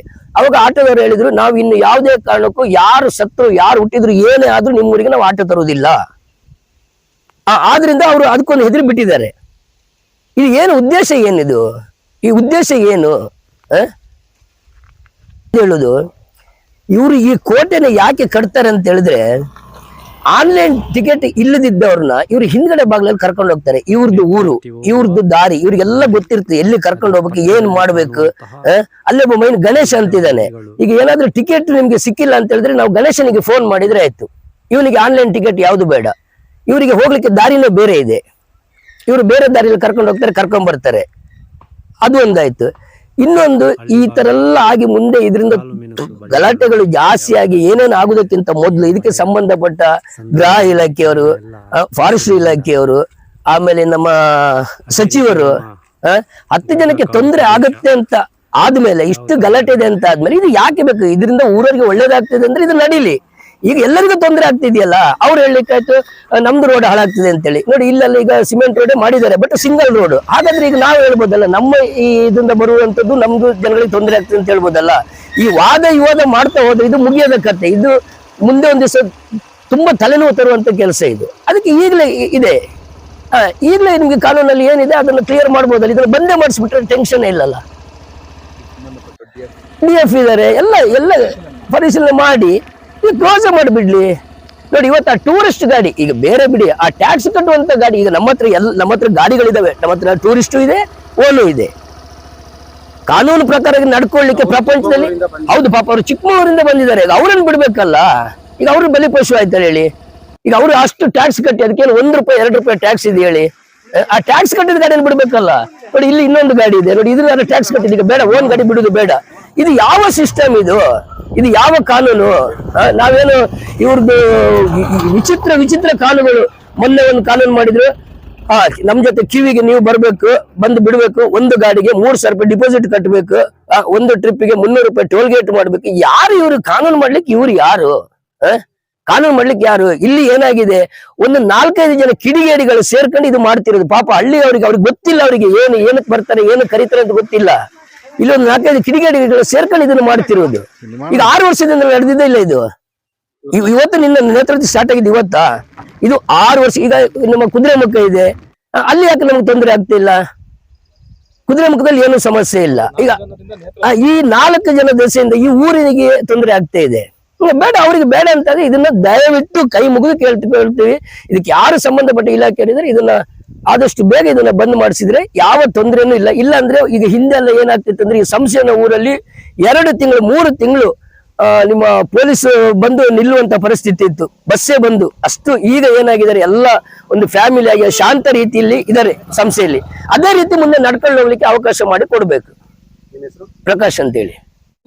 ಸರ್, ಈಗ ಈ ಭಾಗದಲ್ಲಿ ಅಂದ್ರೆ ನೇತ್ರಾವತಿ ಚಾರಣ್ಯಕ್ಕೆ ಹೋಗುವಂತ ಒಂದು ಗಡಿ ಭಾಗ ಇದು. ಬೆಳ್ತಂಗಡಿ ಅರ್ಧ ಮೂಡಿಗೆರೆ ಬರುತ್ತೆ. ಹೌದು. ಈ ಭಾಗದಲ್ಲಿ ಈಗ ಟೋಲ್ ಅಂತ ಮಾಡ್ಕೊಂಡಿದ್ದಾರೆ ಇಲ್ಲಿನ ಗ್ರಾಮಸ್ಥರು ಅಂತ. ಹೌದು. ಅದು ಸರ್ಕಾರದಿಂದ ಏನಾದ್ರು ಆದೇಶ ಆಗಿದೆಯಾ ಸರ್? ಅಲ್ಲ ಪ್ರವಾಸೋದ್ಯಮ ಏನಾದ್ರು ಅದಕ್ಕೆ ಆದೇಶ ಕೊಟ್ಟಿದೆಯಾ? ಇಲ್ಲ ಸರ್, ಅದ್ಯಾವುದು ಇಲ್ಲ. ನಾವು ಮೂಡಿಗೆರೆ ತಾಲೂಕವರು ಮತ್ತೆ ದಕ್ಷಿಣ ಕನ್ನಡ ಜಿಲ್ಲೆಯವರು ಸೇರಿ ಹೊಂದಾಣಿಕೆಯಲ್ಲಿ ನಮಗೆ ಹೋಗ್ಲಿಕ್ಕೆ ದಾರಿ ಮಾಡಿಕೊಡ್ತೀವಿ ಅಂತೇಳಿ ಮಾತುಕತೆಯಿಂದ ಒಂದು ಟೋಲ್ ಅಂತೇಳಿ ಮಾಡಿರೋದು. ಅಂದ್ರೆ ನಿಮಗೆ ಏನು ಸಮಸ್ಯೆ ಇಲ್ಲ, ಫಸ್ಟ್ ಸ್ಟಾರ್ಟಿಂಗ್ ಅಲ್ಲಿ ಒಂದು ಡೆಪಾಸಿಟ್ ತರ ಕೊಟ್ಟು ಆಮೇಲೆ ಟ್ರಿಪ್ಪಿಗೆ 100 ರೂಪಾಯಿ ಕೊಡಿ, ಆಮೇಲೆ ನಿಮಗೆ ಏನು ತೊಂದರೆ ಇಲ್ಲ, ನೀವು ಯಾವಾಗ ಬೇಕಾದ್ರೆ ಹೋಗ್ಬೋದು, ಪ್ರವಾಸಿಗರನ್ನು ಕರ್ಕೊಂಡು ಹೋಗು ಅಂತ ಹೇಳಿ ಮಾತುಕತೆಯಿಂದ ಟೋಲ್ ಮಾಡಿರೋದು ಸರ್. ಈಗ ಮೊದ್ಲೆಲ್ಲ ಒಂದು ಈ ತರ ಕಲೆಕ್ಷನ್ ಎಲ್ಲ ಮಾಡ್ಕೊಂಡಿದ್ರಂತೆ, ಆ ದುಡ್ಡೆಲ್ಲ ಏನಾಯ್ತು ಸರ್? ಹಣ ಎಲ್ಲ ಏನಾಗ್ತಾ ಇದೆ ಅಂತ ಒಂದು ಆರೋಪ ಕೂಡ ಇದೆ. ಅದ್ರದ್ದು ಲೆಕ್ಕ ನಮಗೆ ಸಿಕ್ಕಿಲ್ಲ ಸರ್, ಲೆಕ್ಕ ಏನು ಕೊಟ್ಟಿಲ್ಲ. ಮತ್ತೆ ಅದು ಏನ್ ಖರ್ಚು ಮಾಡಿದಾರೆ ಗೊತ್ತಿಲ್ಲ. ಈಗ ರೋಡ್ ಹಾಳಾಗಿದೆ ಅಂತ ಹೇಳ್ತಿದ್ದಾರೆ. ನಾವು ಹೋದ ವರ್ಷದ್ದು ದುಡ್ಡು ಕೊಟ್ಟಿದ್ದು ಈ ವರ್ಷಕ್ಕೆ ದುಡ್ಡು ಹಾಕ್ಲಿಕ್ಕೆ. ಹೋದ ವರ್ಷ ಒಂದು ಟ್ರಿಪ್ ನಾವು ರೆಡಿ ಮಾಡಿದ ಮೇಲೆ ನಾವು ಟೋಲ್ ಸ್ಟಾರ್ಟ್ ಮಾಡಿ ಟೋಲಿನ ದುಡ್ಡು ಕೊಟ್ಟಿರೋದು. ನಾವು ರಸ್ತೆ ರಿಪೇರಿ ಮಾಡ್ಲಿಕ್ಕೆ ದುಡ್ಡು ಕೊಟ್ಟಿರೋದು. ಅದ್ರ ಮೇಲೆ ಬಾಕಿ ದುಡ್ಡು ಈಗ 100 ರೂಪಾಯಿ ತರ ತಗೊಂಡಿರೋ ದುಡ್ಡು ಈ ಸರಿ ರೋಡಿಗೆ ಹಾಕ್ಬೇಕಿತ್ತು. ಅದು ಏನು ಲೆಕ್ಕ ನಮಗೆ ಗೊತ್ತಿಲ್ಲ ಸರ್. ಅದ್ರದ್ದು ಟೋಟಲ್ ಆಗಿ ಒಂದು 5 ಲಕ್ಷ ಕಲೆಕ್ಷನ್ ಆಗಿದೆ ಸರ್. 5 ಲಕ್ಷ ಹತ್ರ ಕಲೆಕ್ಷನ್ ಆಗಿದೆ. ಆ ದುಡ್ಡು ಏನ್ ಮಾಡಿದ್ದಾರೆ, ಎಲ್ಲಿ ಹೋಗಿದೆ ಅಂತ ನಮಗೆ ವಿಷಯ ಏನು ರಿಪೇರಿ ಇಲ್ಲ. ಗೌರ್ಮೆಂಟ್ ಇಂದ ಸ್ವಲ್ಪ ಹಣ ಬಿಡುಗಡೆ ಆಗಿ ಅದು ಕಾಂಕ್ರೀಟ್ ಆಗಿದೆ. ಈಗ 5 ಲಕ್ಷ ರೂಪಾಯಿವರೆಗೂ ಏನು ಇದಾಗಿದೆ ಅದರದ್ದು ಹಣ ನಮಗೆ ಲೆಕ್ಕ ಕೊಡ್ಲಿಲ್ಲ, ಏನಾಗಿದೆ ಅಂತಾನು ಗೊತ್ತಿಲ್ಲ. ಕೇಳಿದ್ರೆ ಅದು ಅಲ್ಲಿಂದ ಅಲ್ಲಿಗೆ ನಾವು ಲೆಕ್ಕ ಸರಿಯಾಗಿದೆ, ಅದೆಲ್ಲ ದುರ್ಬಳಕೆ ಆಗ್ಲಿಲ್ಲ, ಒಳ್ಳೇದಕ್ಕೆ ಬಳಕೆ ಮಾಡಿದೀವಿ ಅಂತ ಹೇಳ್ತಾರೆ. ಎಲ್ಲಿಂದನೂ ನಿಮ್ಗೆ ಕಾಂಕ್ರೀಟ್ ಆಗಿದೆ ಕಾಣಿಸುತ್ತೆ. 5 ಲಕ್ಷ ಕಲೆಕ್ಷನ್ ಆಗಿದೆ ಅಂತ ಹೇಳಿದ್ರಲ್ಲ, 5 ಲಕ್ಷ ಹಣ ಇದು ಫಾರೆಸ್ಟ್ ಅರಣ್ಯ ಇಲಾಖೆ ಹೋಗಿದೆ ಸರ್, ಅಲ್ಲಿ ಸ್ಥಳೀಯರ ಹತ್ರನೇ? ಇಲ್ಲಿ ಸ್ಥಳೀಯರೇ ಕಲೆಕ್ಷನ್ ಮಾಡಿರೋದು. ಅದಕ್ಕೂ ಅರಣ್ಯ ಇಲಾಖೆಯವರೆಗೂ ಮತ್ತೆ ಪೊಲೀಸ್ ಇಲಾಖೆಯವರೆಗೂ ಯಾರಿಗೂ ಸಂಬಂಧ ಇಲ್ಲ. ಅದು ಇಲ್ಲ, ಅವ್ರಿಗೆ ಯಾರಿಗೂ ಗೊತ್ತೂ ಇಲ್ಲ. ಇದು ಊರವರೇ ಸೇರಿ ಕಲೆಕ್ಷನ್ ಮಾಡಿರೋದು. ಸರ್, ಈಗ ಅದೇ ತರ ಇನ್ನೊಂದು ಅಷ್ಟೇ, ಈಗ ಒಂದು ಆರೋಪ ಕೂಡ ಬರ್ತಾ ಇದೆ ನಿನ್ನೆಯಿಂದ ಕೂಡ. ಅಂದ್ರೆ ಇಲ್ಲಿ ಆನ್ಲೈನ್ ಅಲ್ಲಿ ದೊಡ್ಡ ಹಗರಣ ನಡೀತಾ ಇದೆ. ಇದನ್ನು ಕೂಡಲೇ ಇದು ಸಚಿವರು ಅಷ್ಟೇ ಪ್ರವಾಸೋದ್ಯಮ ತನಿಖೆ ಮಾಡಬೇಕು ಅಂತ ಹೇಳಿ, ಇದ್ರ ಬಗ್ಗೆ ಏನಾದ್ರು ನಿಮ್ಗೆ ಅನಿಸಿಕೆ? ಸರ್, ನನ್ನ ಅಭಿಪ್ರಾಯ ರಾತ್ರಿ 12 ಗಂಟೆಗೆಲ್ಲ ನಿಮಗೆ ಸ್ಲಾಟ್ ಓಪನ್ ಆಗುತ್ತೆ, 12:01 ಆಗೋತ್ತಿಗೆ ಸ್ಲಾಟ್ ಕ್ಲೋಸ್ ಆಗುತ್ತೆ. ಈಗ ನೋಡಿ, ನಾವೀಗ ಯಾರಿಗಾರು ಬುಕ್ ಮಾಡೋದಾರು ಒಬ್ಬನಿಗೆ ಬುಕ್ ಮಾಡ್ಲಿಕ್ಕೆ 10 ರಿಂದ 15 ನಿಮಿಷ ತಗೊಳ್ತಿದೆ ಸರ್. ಅದು ಹೇಗೆ 1 ನಿಮಿಷದಲ್ಲಿ 300 ಬುಕ್ ಆಗುತ್ತೆ ಅಂತ ನಮಗೂ ಗೊತ್ತಾಗ್ತಿಲ್ಲ. 10 ನಿಮಿಷದ ಒಳಗೆ ಆಗಿ ಬುಕ್ಕಿಂಗ್ ಇಲ್ಲ, ನಿನ್ನೆ ಬಂದ ಮಾಹಿತಿ ಪ್ರಕಾರ 47 ಸೆಕೆಂಡ್ ಅಲ್ಲಿ ಕ್ಲೋಸ್ ಆಗಿದೆ ಅಂತ ಸುದ್ದಿ ಬಂದಿದೆ. ಅಲ್ಲಲ್ಲ, ನಮಗೆ ಬುಕ್ಕಿಂಗ್ ಅವರು ನಮಗೂ ಕಾಲ್ ಮಾಡ್ತಾರೆ, ಬೇರೆ ಸ್ಟೇಟ್ ಇಂದಲ್ಲ, ಕೇರಳದಿಂದಲ್ಲ ನಮಗೂ ಕಾಲ್ ಮಾಡ್ತಿದ್ದಾರೆ. 1 ನಿಮಿಷದಲ್ಲ ಅದು ಹೇಗೆ ಬುಕ್ಕಿಂಗ್ ಆಗೋದು, ಅದು ನೀವು ಸ್ವಲ್ಪ ಕೇಳಿ ತಿಳ್ಕೊಳ್ಳಿ ಅಂತ ನಮಗೂ ಕಾಲ್ ಬರ್ತಾ ಇದೆ. ಯಾಕಂದ್ರೆ ಅವರು ಅದೇ ಬಿಸ್ನೆಸ್ ಮಾಡೋರು, ಜನ ಕರ್ಕೊಂಡ್ಬಂದು ಟ್ರೆಕ್ಕಿಂಗ್ ಇದು ಮಾಡೋರು. ಒಂದೇ ಒಂದು ಬುಕ್ಕಿಂಗ್ ಸಿಗ್ತಿಲ್ಲ. ಈ ತರ ನಡೀತಾ ಇದೆ, ಆದ್ರೆ ಇದು ಈಗ ಇತ್ತೀಚೆಗೆ ಬೆಳಕಿಗೆ ಬಂದಿದೆ. ಇಲ್ಲ, ಒಂದು 2 ವರ್ಷದಿಂದ ಈಗ ಆನ್ಲೈನ್ ಸ್ಟಾರ್ಟ್ ಆದ್ಮೇಲಿಂದ ಈಗ ಈ ತರ ಇದಾಗಿದೆ. ಅದಕ್ಕೆ ಮುಂಚೆ ಆಫ್ಲೈನ್ ಇತ್ತು, ಅವಾಗೇನು ಸಮಸ್ಯೆ ಇರ್ಲಿಲ್ಲ, ಊರಿಗೂ ಒಳ್ಳೆ ಆಗ್ತಿತ್ತು, ಏನು ಸಮಸ್ಯೆ ಇರ್ಲಿಲ್ಲ. ಇವಾಗ ಆನ್ಲೈನ್ ಸ್ಟಾರ್ಟ್ ಆದ್ಮೇಲಿಂದ ಈ ಸಮಸ್ಯೆ ಯಾವತ್ತೂ ಇದೆ. ಅಂದ್ರೆ ಶನಿವಾರ ಭಾನುವಾರ ವೀಕೆಂಡ್ ಅಲ್ಲಿ ಯಾರಿಗೂ ಟಿಕೆಟ್ ಸಿಗ್ತಿಲ್ಲ ಸರ್.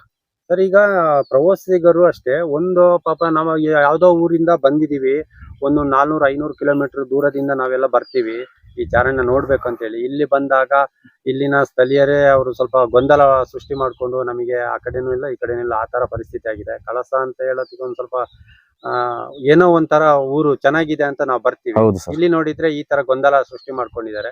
ಇದನ್ನು ಯಾರು ಪ್ರಶ್ನೆ ಮಾಡಲ್ವಾ ಅಂತ ಕೇಳ್ತಾ ಇದ್ದಾರೆ ಸರ್. ಪ್ರಶ್ನೆ ಮಾಡ್ಲಿಕ್ಕೆ ಹೋದ್ರೆ ನಮಗೀಗ ಅಂದ್ರೆ ನಾವೀಗ ಒಂದು ಗಾಡಿಯವರೊಂದು 5 ಜನ ಬಂದ್ರೆ ಈ ನಮ್ಮ ಮೂಡಿಗೆರೆ ತಾಲೂಕಿಂದ ಈ ಕಡೆ ಊರಿನವರೊಂದು 50 ಜನ ಬರ್ತಾರೆ ಸರ್. ನಾವು ಅವ್ರನ್ನ ಎದುರು ಹಾಕೊಂಡೇನು ಮಾಡಕ್ ಆಗಲ್ಲ ಸರ್. ಹಾಗಾಗಿ ನೋಡಿ, ನಮ್ದು ಈ ಟ್ಯಾಕ್ಸ್ ಕಟ್ಟೋ ಗಾಡಿಗಳಿರೋದು, ಅದನ್ನೆಲ್ಲ ನಾವು ಮನೇಲಿ ನಿಲ್ಸಿದೀವಿ ಸರ್. ನಮಗೆ ಇವತ್ತು ನೋಡಿ 10 ಜನ ಇದ್ರು, 10 ಜನ ನಮ್ಮನ್ನ ಈಗ ಗಾಡಿ ಬಿಡಲ್ಲ ಅಂತ ಹೇಳಿದಕ್ಕೆ 3 ರಿಕ್ಷಾ ಮಾಡಿ ಕಳಿಸಿದೀವಿ. ಅದೇ ನಾವು ಕೈಯಿಂದ ಹಾಕಿ ರಿಕ್ಷಕ್ಕೆ ದುಡ್ಡು ಕೊಟ್ಟು ಮಾಡಿ ಇದು ಮಾಡ್ತಿದ್ದೀವಿ ಸರ್, ಕಳಿಸ್ತಾ ಇದೀವಿ. ಹೋಗುದಿಲ್ಲ, 2.5-3 ಕಿಲೋಮೀಟರ್ ಎಕ್ಸ್ಟ್ರಾ ನಡಿಬೇಕು. ಅವರು ಪಾಪ 4 ಕಿಲೋಮೀಟರ್ ಇರೋದು, 5 ಕಿಲೋಮೀಟರ್ ಇರೋದು ಅಂತ ಅಲ್ಲಿಂದ ಬರ್ತಾರೆ, ಖುಷಿಲಿ ಬರ್ತಾರೆ. ಇಲ್ಲಿ ಬಂದಾದ್ಮೇಲೆ ಒಂದು ಸೈಡ್ 10 ಕಿಲೋಮೀಟರ್ ನಡಿಬೇಕಾಗ್ತದೆ. ಅವಾಗೇನಂತ ನಮಗೆ ಈ ತರ ಇದ್ರೆ ನಾವು ನಿಜವಾಗ್ಲೂ ನಾವು ನೇತ್ರಾವತಿಗೆ ಬರ್ತಾ ಇರ್ಲಿಲ್ಲ. ನಮಗೆ ಈ ಕಷ್ಟ ಉಂಟು ಅಂತ ಹೇಳಿದ್ರೆ ನಾವು ಬುಕ್ಕೇ ಮಾಡ್ತಿರ್ಲಿಲ್ಲ ಆನ್ಲೈನ್ ಅಲ್ಲಿ. ನಮಗೆ ಈ ತರದೆಲ್ಲ ನಿಮಗೆ ಫಸ್ಟಿಗೆ ಮಾಹಿತಿ ಕೊಡ್ಬೇಕು ಅಂತ ಹೇಳ್ತಾರೆ. ಮಾಹಿತಿ ಕೊಡ್ಲಿಕ್ಕೆ ಊರ್ ಜನ ಗಂಟೆಗೊಂದು ಮಾತಾಡ್ತಾರೆ, ದಿವ್ಸಕ್ಕೊಂದು ರೂಲ್ಸ್ ತರ್ತಾರೆ. ಅವಾಗ ಏನಾಗ್ತದೆ, ಬರುವಂತವರಿಗೆಲ್ಲ ಭಾರಿ ತೊಂದರೆ ಆಗ್ತಾ ಉಂಟು ಇದರಿಂದ. ಅಲ್ಲ, ಅವ್ರು ಬರುವಾಗ ಎಲ್ಲ ಕೇಳ್ಕೊಂಡೇ ಬರ್ತಾರೆ. ಅವ್ರು ಬರುವಾಗ ಅವ್ರು ನಮ್ಮ ಹತ್ರ ಕೇಳ್ತಾರೆ, ನಮ್ಗೆ ಸ್ವಲ್ಪ ವಯಸ್ಸಾದವ್ರು ಇದಾರೆ, ಸ್ವಲ್ಪ ಮಕ್ಳು ಇದಾರೆ, ನಮ್ಗೆ ಸರ್ ಈಸಿ ಟ್ರೆಕ್ಕಿಂಗ್ ಯಾವ್ದು ಅಂತ ಕೇಳ್ತಾರೆ ನಮ್ಮ ಹತ್ರ. ನಾವು ಅವಾಗ ಏನ್ ಮಾಡ್ತೀವಿ, ಅವ್ರಿಗೆ ಈ ನೇತ್ರಾವತಿ ಅನ್ನೋ ಪಾಯಿಂಟ್ ಅನ್ನ ಅವರಿಗೆ ನಾವು ತೋರಿಸ್ತೀವಿ. ಅವಾಗ ಅವ್ರು ಅದನ್ನ ಏನ್ ಮಾಡ್ತಾರೆ, ಅವ್ರು ಅದನ್ನೆಲ್ಲ ನೋಡಿ ಇದು ನಮ್ಗೆ ಆಗ್ಬೋದು. ಯಾಕಂದ್ರೆ ಒಂದು 4 ಕಿಲೋಮೀಟರ್ ಹೋಗ್ಲಿಕ್ಕೆ, 4 ಕಿಲೋಮೀಟರ್ ಬರ್ಲಿಕ್ಕೆ, ಅದನ್ನ ತಿಳ್ಕೊಂಡು ಅವ್ರು ಬರ್ತಾರೆ. ನಾವು ಅವರಿಗೆಲ್ಲ ಮಾತು ಕೊಟ್ಟು ಎಲ್ಲ ಬಂದಿರ್ತಾರೆ ಅವರು. ಇವ್ರದ್ದು ರಾತ್ರಿ 12 ಗಂಟೆಗೆ ರಾಶೀಕರಣ ಮಾಡ್ಬಿಡ್ತಾರೆ. ಇವರು ರಾತ್ರಿ 12 ಗಂಟೆಗೆ ಇವರು ಏನಾದ್ರು ಇವ್ರದ್ದು ಡಿಸೈಡ್ ಮಾಡೋದಿದ್ರೆ ಅದೇ ಹೇಳಿದ್ನಲ್ಲ, ಈಗ 1ನೇ ತಾರೀಕಿಗೆ ಓಪನ್ ಅಂತಿದೆ, 28ನೇ ತಾರೀಕಿಗೆ ಗಲಾಟೆ ಸ್ಟಾರ್ಟ್ ಮಾಡಿದ್ದಾರೆ. ಇವ್ರದ್ದು ಇದೇ ರೀತಿ, ಈಗ ನಾಳೆ ಬೆಳಿಗ್ಗೆ ಜನ ಬರ್ತಾರೆ ಅಂದಾಗ 1 ಗಂಟೆಗೆ ಈ ಮಧ್ಯರಾತ್ರಿಯಿಂದ ಇವ್ರು ಬೆಳಿಗ್ಗೆ ಆಗುವಾಗ ನಾವಿಲ್ಲಿ ಬರುವಾಗಲೇ ಗೊತ್ತಾಗೋದು ಇವರಿಗೆ ಜನ ಬಂದಿದ್ದಾರೆ, ಇಲ್ಲಿ ಗಲಾಟೆ ಮಾಡ್ತಿದ್ದಾರೆ, ರೋಡ್ ಬಿಡುತ್ತೆ ಇಲ್ಲ, ಈ ತರ ಆಗಿರುವಾಗ ಕಸ್ಟಮರ್ ಹೇಳ್ತಾರೆ, ಏನ್ರಿ ನಿಮ್ಮನ್ನ ನಂಬಿ ನಾವು ಆ ಊರಿಂದ ಮನೆಯಲ್ಲಿ 1000 ಸುಳ್ಳು ಹೇಳಿ ಏನೇನೋ ಆನ್ಲೈನ್ ಎಷ್ಟು ಕಷ್ಟಪಟ್ಟು ಬಂದಿದ್ದೇವೆ, ನೋಡಿದ್ರೆ ನೀವು ಸತ್ಯ ಹೇಳ್ಬೋದಿತ್ತಲ್ಲ ಅಂದ್ರೆ 6 ಕಿಲೋಮೀಟರ್ ನಡಿಲಿಕ್ಕಿದೆ, 7 ಕಿಲೋಮೀಟರ್ ನಡಿಲಿಕ್ಕಿದೆ ಅಂತ ನೀವು ಸತ್ಯ ಹೇಳ್ಬೋದಿತ್ತಲ್ಲ. ನಮ್ಗೆ ನೋಡಿ ಈ ಮಕ್ಕಳನ್ನು, ಈ ಸ್ವಲ್ಪ ವಯಸ್ಸಾದವರು ಇದ್ದಾರೆ, ಇದರಿಂದ ಜಾಸ್ತಿ ನಡಿಲಿಕ್ಕೆ ಆಗುದಿಲ್ಲ. ನಾವು ಈಗ ಅವ್ರನ್ನ ನೋಡಿ, ನಾವು ಅರ್ಧಕ್ಕೆ ಹೋಗಿ ಹಿಂದೆ ಬಂದು ನಿಮ್ಗೆ ಹೋಮ್ ಸ್ಟೇದು ನಾವು ಪೇಮೆಂಟ್ ಮಾಡುದಿಲ್ಲ, ಗಾಡಿದು ಬಾಡಿಗೆ ಕೊಡುದಿಲ್ಲ, ಆಮೇಲೆ ರಿವ್ಯೂ ಬರೆದು ಬಿಡ್ತಾರೆ. ಮತ್ತಿನ್ನೊಂದು ಏನಂತ ಹೇಳಿದ್ರೆ ನಿಮಗೆ ಗಡಿವರೆಗೂ ತಂದು ಬಿಡಿ ಅಂತ ಹೇಳ್ತಾರೆ. ಇಲ್ಲಿಂದ ಎಲ್ಲರೂ ನಡ್ಕೊಂಡು ಹೋಗ್ಬೇಕು ಅಂತ ಹೇಳ್ತಾರೆ. ಕಿಲೋಮೀಟರ್ ಆಗುತ್ತೆ ಸರ್ ಗಡಿಯಿಂದ ಅಲ್ಲಿ ನೇತ್ರಾವತಿ ಅಲ್ಲಿ Base camp ಗೆ. ಸರ್ ಬೇಸ್ ಕ್ಯಾಂಪಿಗೆ ಇಲ್ಲಿಂದ 5 ಕಿಲೋಮೀಟರ್ ಇದೆ ಸರ್. ಅಲ್ಲಿಂದ ಮತ್ತೆ ಬೇಸ್ ಕ್ಯಾಂಪ್ ಇಂದ ನೇತ್ರಾವತಿ ಪೀಕಿಗೆ 5 ಕಿಲೋಮೀಟರ್, ಒಂದ್ ಸೈಡ್ 10 ಕಿಲೋಮೀಟರ್ ಆಗುತ್ತೆ ಸರ್. ಸರ್ 5 ಕಿಲೋಮೀಟರ್ ಅಂತ ಹೇಳ್ತಿರಲ್ಲ, ಕಾಡ್ ಒಳಗೆ ನೀವು ಬೇಕಾದ್ರೆ 25 ಕಿಲೋಮೀಟರ್ ನಡಿಬಹುದು. ಆ ಸಿಮೆಂಟ್ ರೋಡ್ ಅಲ್ಲಿ ನಡಿಲಿಕ್ಕೆ ಅವ್ರಿಗೆ ಬ್ಯಾಲೆನ್ಸ್ ಸಿಕ್ಕುದಿಲ್ಲ. ಯಾಕಂದ್ರೆ ನಾವು ಆದ್ರೆ ಬಿಡಿ ಮರಕ್ಕೂ ಹತ್ತಿ ಹೋಗ್ತೀವಿ, ಅವರೆಲ್ಲ ಸಿಟಿಲಿ ಇರುವವರು, ಅವರಿಗೆ ಆತರ ಈಗ ಕಾಡಲ್ಲಾದ್ರೆ ಹೇಗೋ ಒಂದು ಅಡ್ಜಸ್ಟ್ ಮಾಡಿ ಸ್ವಲ್ಪ ಲೆವೆಲ್ ಇರುತ್ತೆ, ಏನೋ ಮಾಡ್ಕೊಂಡು ಹೋಗ್ತಾರೆ. ಸಿಮೆಂಟ್ ರೋಡ್ ಅಲ್ಲಿ ಅವ್ರಿಗೆ ಗ್ರಿಪ್ ಸಿಕ್ಕುದಿಲ್ಲ ನಡಿಲಿಕ್ಕೆ, ಸ್ಲಿಪ್ ಆಗ್ತಾರೆ, ಕಾಲ್ ನೋವಾಗುತ್ತೆ, ಏನೇನೋ ತೊಂದರೆ ಆಗುತ್ತೆ. ಟೋಟಲ್ ಆಗಿ ಏನಾಗ್ತಿದೆ ಅಂತ ಹೇಳಿದ್ರೆ ಇಲ್ಲಿ ನಮ್ಗೆ ಟೂರಿಸ್ಟ್ ಅವರಿಗೆ ತೊಂದರೆ ಆಗ್ತಾ ಇದೆ. ಈಗ ನಾನು ಹೇಳುದು ಏನ್ ಗೊತ್ತಾ, ಈಗ ನಾವ್ ಏನೇ ಮಾಡ್ಕೊಳ್ಳೋಣ, ಏನೇ ಸಮಸ್ಯೆ ಇದ್ರು ಬಗೆಹರಿಸುವುದಕ್ಕೆ ಒಂದು ಸಮಯ, ಗಳಿಗೆ, ಗಂಟೆ ಅಂತ ಇರುತ್ತಲ್ಲ. ನಾನ್ ನಿಮ್ಮ ಹತ್ರ ಈಗ ಇಲ್ಲಿಯವ್ರ ಹತ್ರ ಕೇಳುದು, ಈ ನಿಮ್ಗೆ ನೆನಪಾಗೋದು ಯಾಕೆ? ಈಗ 1ನೇ ತಾರೀಕಿಗೆ ಟೂರಿಸ್ಟ್ ಓಪನ್ ಆಯ್ತಲ್ಲ, ನೀವು ನಮ್ಮನ್ನ 28ನೇ ತಾರೀಕಿಗೆ ಮೀಟಿಂಗ್ ಕರೆದಿದ್ದು ಯಾಕೆ? ನಿಮ್ಮ ಸಮಸ್ಯೆ ಇದ್ರೆ ಒಂದು 10 ದಿವಸ ಮೊದಲು ಕರಿಬೋದಿತ್ತಲ್ಲ, 4.5 ತಿಂಗಳ ಟೈಮ್ ಇತ್ತಲ್ಲ. ನಿಮ್ಮ ಉದ್ದೇಶ ಏನು? ಈಗ ನಿಮ್ಮ ಉದ್ದೇಶ ಏನು? ನಮ್ಗೆ ತೊಂದರೆ ಮಾಡ್ಬೇಕನ್ನೋ ಉದ್ದೇಶನ ಅಥವಾ ಬಂದವರಿಗೆ ತೊಂದರೆ ಮಾಡ್ಬೇಕನ್ನೋ ಉದ್ದೇಶನ? ಯಾರಿಗೆ ತೊಂದರೆ ಮಾಡ್ಬೇಕನ್ನೋ ಉದ್ದೇಶ ನಿಮ್ದಿದು? ಏನೇ ಸಮಸ್ಯೆ ಇದ್ರೂ ಬಗೆಹರಿಸಬಹುದು, ಎಂತೆಂತ ಸಮಸ್ಯೆನೇ ಬಗೆಹರಿಸ್ತಾರೆ. ಈಗ ಏನಾಗಿದೆ ಅಂದ್ರೆ ಇಲ್ಲಿ ಟೋಟಲ್ ಆಗಿ ಏನಾಗಿದೆ ಅಂತ ಹೇಳಿದ್ರೆ ಎಲ್ಲರ ಜನಗಳಿಗೆ ದುಡ್ಡು ಜಾಸ್ತಿ ಆಗ್ಬಿಟ್ಟಿದೆ. ಇದು ದೊಡ್ಡ ತೊಂದರೆ. ಮನುಷ್ಯನಿಗೆ ದುಡ್ಡು ಜಾಸ್ತಿ ಆದಾಗ ಯಾವ ಕಂಟ್ರೋಲ್ ಅವನಿಗೆ ಸಿಕ್ಕುದಿಲ್ಲ. ಇದು ಮುಂದೆ ಒಂದಿನ ದೊಡ್ಡ ಗಲಾಟೆ ಆಗುವುದಕ್ಕಿಂತ ಮೊದಲು ಇದಕ್ಕೆ ಸಂಬಂಧಪಟ್ಟ ಇಲಾಖೆಯವರು ತುಂಬಾ ಅದನ್ನ ಜವಾಬ್ದಾರಿ ತಗೊಂಡು, ಇದು DF RF ಇದಾರೆ, ಗ್ರಾಸ್, ಈಗ ಪೊಲೀಸ್ ಡಿಪಾರ್ಟ್ಮೆಂಟ್ ಅವರು ಲೆಟರ್ ಬರಿಬೋದು, ಯಾರಿಗೆ ಫಾರೆಸ್ಟ್ ಡಿಪಾರ್ಟ್ಮೆಂಟ್ ಲೆಟರ್ ಬರಿಬೋದು, ಈ ತರ ಗಲಾಟೆ ಆಗ್ತಿದೆ. ಇದರಿಂದ ನಾಳೆ ಏನಾದ್ರೂ ತೊಂದರೆ ಆದ್ರೆ ಯಾವನೋ ಸಿಟ್ಟಿಗೆ, ಯಾರ್ದೋ ಸಿಟ್ಟಿಗೆ ಏನೋ ಮಾಡ್ಲಿಕ್ಕೆ ಹೋಗಿ ಅದು ನಾವು ಈಗ ಹೇಳ್ತಾ ಹೋದ್ರೆ ನಾಳೆ ನಮ್ಮನ್ನೇ ಈಗ ನಿಮ್ಮ ಗೃಹ ಇಲಾಖೆಯವರು ಕರ್ಕೊಂಡೋಗಿ ಕೂರಿಸ್ಬೋದು. ಯಾಕಂದ್ರೆ ನಾವು ಅದು ಏನಾಗುತ್ತೆ ಅಂತ ಹೇಳಲಿಕ್ಕಿಲ್ಲ. ಈಗ ನಮ್ಮ ಸಿಟ್ಟಿಗೆ ಏನಾದ್ರೂ ಮಾಡ್ಲಿಕ್ಕೆ ಹೋಗಿ ಬಂದವರಿಗೆ ತೊಂದರೆ ಆಗುತ್ತಲ್ಲ. ಈಗ ಈಗ ಜನಗಳಿಗೆ ತೊಂದರೆ ಆಗುತ್ತೆ ಅಂತ ಹೇಳಿದ್ರೆ ಇದು ಯಾಕೆ ಬೇಕು? ಈಗ ಅವ್ರು ಹೇಳಲಿಕ್ಕೆ ಇದು ನಮ್ ರೋಡ್ ಹಾಳಾಗುತ್ತೆ, ಸರಿ ನಮ್ ರೋಡ್ ಹಾಳಾಗುತ್ತಲ್ಲ. ಈಗ ನಾವು ಹಾಗಾದ್ರೆ ಒಂದ್ ಮಾಡ್ಬೋದು. ಈಗ ಅವ್ರಿಗೆ ಇಲ್ಲಿಂದ ಆ ಕಡೆ ಅವ್ರ ರೋಡ್ ಹಾಳಾಗುತ್ತಲ್ಲ, ಇಲ್ಲಿಂದ ಆ ಕಡೆ ಈಗ ನಮ್ದು ಚಿಕ್ಕಮಗಳೂರು ಅಲ್ವಾ, ನಮ್ದು ಹಾಳಾಗುತ್ತಲ್ಲ. ನಾವು ಅಲ್ಲಿ ಬಂದ್ ಮಾಡ್ಬೋದಾ? ಈಗ ಪೊಲೀಸಿಂದ ನಾವು ಬಂದ್ ಮಾಡ್ಬೋದಾ? ಈಗ ನಾನು ಕೇಳುದು, ನಮ್ಮಲ್ಲಿ ಏನಾದ್ರೂ ಈ ಗಾಡಿಯವರಿಂದ ಊರವರಿಗೆ ಇದು ಮೈನು ಸಮಸ್ಯೆ ಬಂದಿದ್ದೇನೆಂದ್ರೆ, ಸಾರ್ವಜನಿಕರದ್ದು ಮಧ್ಯದಲ್ಲಿ ಈ ಗುಡ್ಡೆಗೆ ಹೋಗ್ಲಿಕ್ಕೆಲ್ಲ ರೋಡ್ ಇರುವುದೇ ದೊಡ್ಡ ಸಮಸ್ಯೆ ಆಗಿದೆ. ಇದಕ್ಕೆ ಬೇಕಾದಷ್ಟು ದಾರಿಗಳಿದಾವೆ. ಈಗ ನೇತ್ರಾವತಿ ಇದಕ್ಕಿಂತ ತುಂಬಾ ಈಸಿ ಇದೆ, ಅಲ್ಲಿ ಮಾಡ್ಬೋದು. ಈ ಕಡೆ 2-3 ದಾರಿಗಳಿದಾವೆ. ಇದೆಲ್ಲ ಡಿಪಾರ್ಟ್ಮೆಂಟ್ ಅವ್ರಿಗೆ ಗೊತ್ತಿರ್ತಿದೆ, ಅದನ್ನ ಮಾಡಿ. ಬಂಗಾರಬಳಿಗೆ ರೋಡ್ ಇದೆ, ಅದನ್ನ ಬೇಕಾದ್ರೆ ಮಾಡ್ಲಿ. ಬೇರೆ ರೋಡ್ ಆಪ್ಷನ್ಸ್ ಉಂಟು, ಆಪ್ಷನ್ ಇದೆ. ಬಾಮಿಕೊಂಡ ರೋಡ್ ಇದೆ, ಬಾಮಿಕೊಂಡ ರೋಡ್ ಇದೆ, ಅದಕ್ಕೆ ಸಂಬಂಧಪಟ್ಟ ಅಲ್ಲಿ ಯಾರ್ದು ಮನೆನೂ ಸಿಗಲ್ಲ ಸರ್. ಅಲ್ಲಿ ಅಂತ ರೂಟ್ ಎಲ್ಲ ಮಾಡಿದ್ರೆ ಯಾರಿಗೂ ಸಮಸ್ಯೆ ಇಲ್ಲ. ಇಲ್ಲಿ ಶಾಲೆ ಮಕ್ಕಳಿಗೂ ತೊಂದ್ರೆ ಅಂತ ಹೇಳ್ತಾರೆ. ಅದಕ್ಕೆ ಆ ರೋಡೇ ಬೇಡಲ್ಲ ಸರ್, ಬೇರೆ ರೋಡ್ ಇದೆ, ಆ ರೋಡಿಂದ ಬಿಡ್ಬೋದು. ಮತ್ತೊಂದು, ನೀವೀಗ ಬಂದು ತುಂಬಾ ಹೊತ್ತಾಯ್ತು ಸರ್, ಈಗ ನೀವು ಅಬ್ಸರ್ವ್ ಮಾಡಿರ್ಬೋದು, ಈಗ ಎಷ್ಟು ಗಾಡಿಗಳು ಆ ಕಡೆ ಓಡಾಡ್ತಿದ್ದೇವೆ ಅಂತೇಳಿ ನೋಡಿ. ಒಂದು ನಾವು ಊರ್ ಮನೆಯವ್ರದ್ದು ಗಾಡಿ ಎಲ್ಲ ಆ ಕಡೆ ಹೋದ್ರೆ ರೋಡ್ ಹಾಳಾಗುತ್ತೆ. ಅದೇ ರೆಸಾರ್ಟ್ ಗೆ ಹೋಗೋ ಗಾಡಿಗಳಲ್ಲಿ ರೋಡ್ ಹಾಳಾಗಲ್ಲ ಸರ್. ಈಗ ನೀವು ಬಂದ ಮೇಲೆ ರೆಸಾರ್ಟ್ ಗಾಡಿಗಳು ಎಷ್ಟು ಬಂತು ಮೇಲಿಂದ, ಅದು ಬಂದ್ರೆ ಅವ್ರಿಗೆ ಸಮಸ್ಯೆ ಇಲ್ಲ. ನಮ್ಮ ಟ್ಯಾಕ್ಸ್ ಕಟ್ಟೋ ಗಾಡಿಗಳು ಈ ರೋಡಲ್ಲಿ ಹೋದ್ರೆ ಮಾತ್ರ ಅವರಿಗೆ ಸಮಸ್ಯೆ ಇರೋದು ಸರ್. ಏನಾಗ್ತದೆ, ಇಲ್ಲಿ ತನಕ ತಂದು ಬಿಡ್ಬೇಕು, ಇಲ್ಲಿ ಬಿಟ್ಟಾದ್ಮೇಲೆ ಎಲ್ಲ ನಡ್ಕೊಂಡು ಹೋಗ್ಬೇಕಂತ ಹೇಳ್ತಾರೆ ಅವರು. ಅವ್ರು ಆ ಕಡೆ ಸೈಡ್ ಏನ್ ಗಾಡಿ ಇದೆ, ಒಂದು 15ರಿಂದ 20 ಗಾಡಿ ಇದೆ, ಅವರೆಲ್ಲ ಕದ್ದು ಟ್ರಿಪ್ ಮಾಡ್ಬೋದು. ಆ ರೋಡ್ ನಲ್ಲಿ ಏನು ಸಮಸ್ಯೆ ಆಗುದಿಲ್ಲ, ರೋಡ್ ಹಾಳಾಗುದಿಲ್ಲ. ನಾವು ಮಾತ್ರ ಇಲ್ಲಿಂದ ಆಚೆ ಹೋಗ್ಲಿಕ್ಕಿಲ್ಲ ಅಂತ ಅಂದ್ರೆ ಅವರೇ ಹೋಮ್ ಸ್ಟೇ ಹೋಗುವವರು ಆರಾಮಾಗಿ ಗಾಡಿಲಿ ಹೋಗ್ಬಹುದು. ಇನ್ನು ನಮ್ಮ ಕೆಳಗಡೆ ಚಿಕ್ಕಮಗಳೂರು ಭಾಗದಿಂದ ಬರುವ ಹೋಮ್ ಸ್ಟೇ ಅವರ ಗಾಡಿಗಳು ಹೋದ್ರೆ ಮಾತ್ರ ಅಲ್ಲಿ ರೋಡ್ ಹಾಳಾಗುತ್ತೆ. ಈಗ ಕೊನೆಯದಾಗಿ ನಮ್ಮ ಸಚಿವರಿಗೆ ಮತ್ತೆ ಪ್ರವಾಸೋದ್ಯಮಕ್ಕೆ ಏನ್ ಹೇಳಕ್ ಇಷ್ಟಪಡ್ತೀರಾ ಸರ್? ಕೊನೆಯದಾಗಿ ಸರ್, ಸಚಿವರಿಗೆ ಮತ್ತೆ ಪ್ರವಾಸೋದ್ಯಮಕ್ಕೆ ಏನ್ ಹೇಳಕ್ ಇಷ್ಟಪಡ್ತೀರಿ ಸರ್? 6 ವರ್ಷದಿಂದ ಯಾವ ರೀತಿ ನಡೀತಿದೆ, ಶಾಂತ ರೀತಿಯಾಗಿ 2 ಊರಿನವರು ಸಮಾಧಾನವಾಗಿ ನಡ್ಸ್ಕೊಂಡು ಹೋಗ್ತಾರಂತಾದ್ರೆ ಇದು ನಡ್ಕೊಂಡು ಹೋಗ್ಲಿ. ಇಲ್ಲ ಅಂತಾದ್ರೆ ಇದರಿಂದ ಯಾರಿಗಾದ್ರೂ ತೊಂದರೆನೆ ಆಗ್ತಾ ಇದೆ ಅಂತ ಆದ್ರೆ 2 ಊರಿಗೂ ಗಲಾಟೆ ಘರ್ಷಣೆಗಳು ಆಗ್ತದೆ, ಮುಂದೆ ಅನಾಹುತ ಆಗ್ತದೆ. ಇದು ದಯವಿಟ್ಟು ಇದನ್ನ ಆದಷ್ಟು ಬೇಗ ಇದನ್ನ ಕ್ಲೋಸ್ ಮಾಡಿಸ್ಬಿಡಿ. ಇದು ನಮ್ಮ ಫೈನಲ್ ಡಿಸಿಷನ್. ಇದನ್ನ ಕ್ಲೋಸ್ ಮಾಡಿಸ್ಬೇಡಿ. ಗಲಾಟೆ ಮಾಡ್ಕೊಳ್ಬಾರ್ದು. ಅವರು ನಾವು ಚೆನ್ನಾಗಿದ್ದೀವಿ, ಅಣ್ಣ ತಮ್ಮ ತರ ಇದ್ದೀವಿ. ಈ ಟೂರಿಸ್ಟ್ ನಾವು ಒಂದು ಮಕ ನೋಡ್ಕೊಂಡು ದಿನ ಬೆಳಿಗ್ಗೆ ಎದ್ಕೊಂಡು ಅವರು ನಾವು ಗಲಾಟೆ ಮಾಡ್ಕೊಂಡು ನಮ್ಮ ಮಕ್ಕ ಅವ್ರು ನೋಡಕ್ಕಾಗಲ್ಲ, ಅವ್ರ ಮಕ್ಕ ನಾವು ನೋಡಕ್ಕಾಗಲ್ಲ. ನಾವು ಇಲ್ಲಿ ಜಾತಿ ಪ್ರಶ್ನೆ ಬರ್ತಲ್ಲ. ಇಲ್ಲಿ ನಾವೇನು ಅವರೆಲ್ಲ ನಾವು ಅಣ್ಣ ತಮ್ಮದಿದ್ರೆ ಅವ್ರು ಅಣ್ಣ ತಮ್ಮಿದ್ದಾರೆ. ನಾವು ಒಂದು ಫ್ರೆಂಡ್ಲಿ ಆಗಿ ಬದುಕ್ತಿದ್ದೀವಿ. ಈ ಟೂರಿಸ್ಟ್ ಇಂದ ನಾವು ದುಶ್ಮನ್ಗಳಾಗ್ತಿದ್ದೀವಿ. ಅದಕ್ಕೋಸ್ಕರ ಹೇಳ್ತಿದ್ದೀವಿ ಅಂತ ಹೇಳಿದ್ರೆ ಅವ್ರದ್ದು ಏನಿದೆ ದುಡಿಮೆ ಅವರು ಮಾಡಲಿ, ನಮ್ದು ಏನಿದೆ ದುಡಿಮೆ ನಮಗೂ ಮಾಡಿ, ನಮಗೂ ಅವಕಾಶ ಮಾಡಿಕೊಡ್ಲಿ. ಅವ್ರು ಏನಿದೆ ಈಗ ನಮ್ದು ಬುಕ್ಕಿಂಗ್ ಆಗಿ ಬಂದಿರೋರು ನಾವು ಈಗ ಅವ್ರಿಗೆ ಕೊಡೋಕೆ ಆಗೋದಿಲ್ಲ ಸರ್. ಯಾಕಂದ್ರೆ ನಾವು ಎಷ್ಟೋ ಕಮ್ಮಿ ಮಾಡಿ ಪ್ಯಾಕೇಜ್ ಮಾಡಿ ಒಪ್ಕೊಂಡಿರ್ತೀವಿ. ಅವ್ರದ್ದು ರೇಟ್ ಇಷ್ಟಿರುತ್ತೆ, ಆ ರೇಟಿಗೆ ಟೂರಿಸ್ಟ್ ಅವರು ಒಪ್ಪೋದಿಲ್ಲ. ಅದನ್ನೊಂದು ಈಗ ಬಗೆಹರಿಸ್ಕೊಳ್ಳಿ. ಇಲ್ಲಾಂದ್ರೆ ಇದು ತುಂಬಾ ನೀನು ಈಗ ನಾವೊಂದು 5 ವರ್ಷ ಆದ್ರೂ ಇದು ಈ ತರ ಗಲಾಟೆ ಆಗ್ತದೆ. ಈಗ ಒಂದು 6 ವರ್ಷದಿಂದ ಏನು ತೊಂದರೆ ಇರಲಿಲ್ಲ, ಚೆನ್ನಾಗಿತ್ತು ಎಲ್ಲ. ಅವ್ರದ್ದು ಬಾಂಧವ್ಯ ನಮ್ದು ಬಾಂಧವ್ಯ ಚೆನ್ನಾಗಿತ್ತು. ಅಲ್ಲಿ ಒಂದು 110 ಜನ ಗೈಡ್ ಹೋಗ್ತಾ ಇದ್ದಾರೆ. ನಾವೊಂದು 35-40 ಗಾಡಿಗಳು ಟ್ರಿಪ್ ಮಾಡ್ತಾ ಇದ್ವು. ಈಗ ಗಾಡಿ ತುಂಬಾ ತಗೊಂಡಿದ್ದಾರೆ. ಆದ್ರೆ ಏನಾಗುತ್ತೆ, ಅವ್ರಿಗೆ ನಾವೊಂದು ಸಜೆಷನ್ ಕೊಟ್ಟಿದ್ದೀವಿ, ನಾವು ಹತ್ರ ಕೇಳಿ ನಾವು ಬಾಡಿಗೆ ಕೊಡ್ತೀವಿ ಎಲ್ಲ ಹೇಳಿದೀವಿ. ಆದ್ರೂ ಈಗ ಸಡನ್ ಈಗ ನಮ್ದು ಕಸ್ಟಮರ್ ಬಂದಾಗ ಇವತ್ತು ಬೆಳಿಗ್ಗೆಯಿಂದ ರೋಡ್ ಕ್ಲೋಸ್ ಮಾಡಿದ್ದಾರೆ. ಈ ಕಸ್ಟಮರಿಗೆ ನಾವೀಗ ನಮ್ಗೆ ರೀಫಂಡ್ ಮಾಡೋದಿಲ್ಲ ಅವರು. ಈಗ ನೀವು ನಮ್ಮನ್ನ ನಡೆಸಿದಿರಿ ಇಷ್ಟು ದೂರ ಅಂತ ಹೇಳಿ, ಇಷ್ಟು ದೂರ ನೀವು ಮೊದಲೇ ಗೊತ್ತಿರ್ಲಿಲ್ಲ, ನಮ್ಮ ಆನ್ಲೈನ್ ಯಾಕೆ ಓಪನ್ ಮಾಡಿಸಿದಿರಿ, ಮೊದಲೇ ನೀವು ನಮ್ಗೆ ಆನ್ಲೈನ್ ಅಲ್ಲಿ ಹಾಕಿ ಬಿಟ್ಟಿದ್ದಾರೆ, ಈ ತರ ಉಂಟು ಪ್ರಾಬ್ಲಮ್, ಇಷ್ಟು ದೂರ ನಡೆಯಕ್ಕೆ ಉಂಟು ಅಂತ ನೀವು ಹಾಕಿ ಬಿಟ್ಟಿದ್ರೆ ನಾವು ಇದನ್ನ ಟ್ರಕ್ಕಿಂಗ್ ಬುಕ್ ಮಾಡ್ತಿರ್ಲಿಲ್ಲ. ಇದು ನಾವು 5 ಕಿಲೋಮೀಟರ್ ಅಂತೇಳಿ ನಾವು ಬುಕ್ ಮಾಡಿದೀವಿ. ಇದೇ ತರ ಕುದುರೆಮುಖ ಉಂಟು, ಗಂಗಡಿಕಲ್ ಉಂಟು, ಕುರಂಜಲ್ ಉಂಟು, ಅಲ್ಲಿ ಯಾವ ಸಮಸ್ಯೆನೂ ಇಲ್ಲ ನಮಗ್ ಗೊತ್ತಿದ್ದಂಗೆ. ಅಲ್ಲಿಯೂ ರೋಡ್ ಹಾಳಾಗುತ್ತೆ, ಅಲ್ಲಿಯೂ ನಾವು ರೋಡಿಗೆ ಎಷ್ಟು ಬೇಕಷ್ಟು ನಾವು ಗಾಡಿಯರು ಕೊಟ್ಟು ನಾವು ಗಾಡಿಯರು ಹೆಲ್ಪ್ ಮಾಡ್ತೀವಿ. ಇಲ್ಲಿಗೂ ಮಾಡಿದೀವಿ, ಇಲ್ಲಿ ಹಿಂದೆನೂ ಮಾಡಿದೀವಿ. ನಾವು ತುಂಬಾ ಜನ ನಾವು ಸಂಸ್ಥೆ ಊರ್ನವ್ರು ಎಲ್ಲ ಕೆಲಸನೂ ಮಾಡಿದೀವಿ ಆ ರೋಡಿಗೆ. ಅದನ್ನು ದಯವಿಟ್ಟು ಹೇಳ್ತೀನಿ, ಇದನ್ನು ಬಗೆಹರಿಸ್ಕೊಂಡು ನಿಮ್ಮ ಮಾಧ್ಯಮದಲ್ಲಿ ನಾವೆಲ್ಲ ವರ್ಕ್ ಮಾಡಿರುವಂತ ಕೆಲಸ ಮಾಡಿದ ಹಗಲು ರಾತ್ರಿ ಬಂದಿದೆ. ಹಂಗಾದ್ರೆ ನಾವು ಮುಂದೆನೂ ನಾವು ಈ ತರ ರೋಡ್ ಹಾಳಾದ್ರೂ ನಾವು ಕೆಲಸ ಮಾಡಿಕೊಡ್ತೀವಿ ಆ ಊರಿಗೆ. ಯಾಕಂದ್ರೆ ನಾವು ಊರಲ್ಲಿ ಓಡಾಡ್ಬೇಕು. ಅದಕ್ಕೋಸ್ಕರ ಹೇಳ್ತೀನಿ, ನಮಗೂ ದುಡಿಮೆ ಮಾಡಕ್ಕೆ ಒಂದು ಅವಕಾಶ ಮಾಡಿಕೊಡ್ಲಿ ಅಂತ ನಾನು ಕೈ ಮುಗಿದು ಕೇಳ್ಕೊಳ್ತೀನಿ. ನನ್ನ ಹೆಸರು ಜಿನೇಂದ್ರ ಅಂತ ಸರ್. ನಂದು ಪ್ರಾಬ್ಲಮ್ ಏನಂತ ಹೇಳಿದರೆ, ನಾನು ಈಗ ಅಂದ್ರೆ ವೈಟ್ ಬೋರ್ಡು ಎಲ್ಲರೂ ಗೂಡ್ಸ್ ಗಾಡಿಲಿ ಹೊಡಿತಾ ಇದ್ದಾರೆ. ಆದರೆ ಅದಕ್ಕೆ ಪ್ರಾಬ್ಲಮ್ ಆಗುತ್ತೆ ಅಂತ ನಾನು ಎಲ್ಲೋ ಬೋರ್ಡ್ ಗಾಡಿ ಮಾಡಿದ್ದೀನಿ, ಅಂದರೆ ಟ್ಯಾಕ್ಸ್ ಕಟ್ಟೋ ಗಾಡಿಗಳು ಮಾಡಿದ್ದೀನಿ. ಒಂದು 3-4 ಗಾಡಿ ಇದೆ. ಏನಂದರೆ ಈಗ ನಾವು ಟ್ಯಾಕ್ಸು 3 ತಿಂಗಳಿಗೆ 6,000 ರೂಪಾಯಿ ಕಟ್ತೀವಿ ಸರ್ಕಾರಕ್ಕೆ, 27,000 ರೂಪಾಯಿ ಇನ್ಸೂರೆನ್ಸ್ ಕಟ್ತೀವಿ. ಇದು ನಿಮಗೆ ಸ್ಟೇಟ್ ಪರ್ಮಿಟು, ಅಂದರೆ ಸ್ಟೇಟಲ್ಲಿ ಎಲ್ಲಿ ಬೇಕಾದ್ರೆ ಹೋಗ್ಬೋದು ಗಾಡಿ. ಇದನ್ನು ಒಳಗಡೆ ತರಬಾರ್ದು ಅಂತ ಅವರು ಹೇಳಿದ್ದಾರೆ. ಅಂದರೆ ನಾನು ಇದಕ್ಕೆ ಈಗ ಇನ್ಸೂರೆನ್ಸ್ ಕಟ್ಟೋಕ್ಕೂ ಆಗ್ತಿಲ್ಲ, ಟ್ಯಾಕ್ಸ್ ಕಟ್ಟೋಕ್ಕೂ ಆಗ್ತಿಲ್ಲ. ತುಂಬ ಪ್ರಾಬ್ಲಮ್ ಆಗಿದೆ.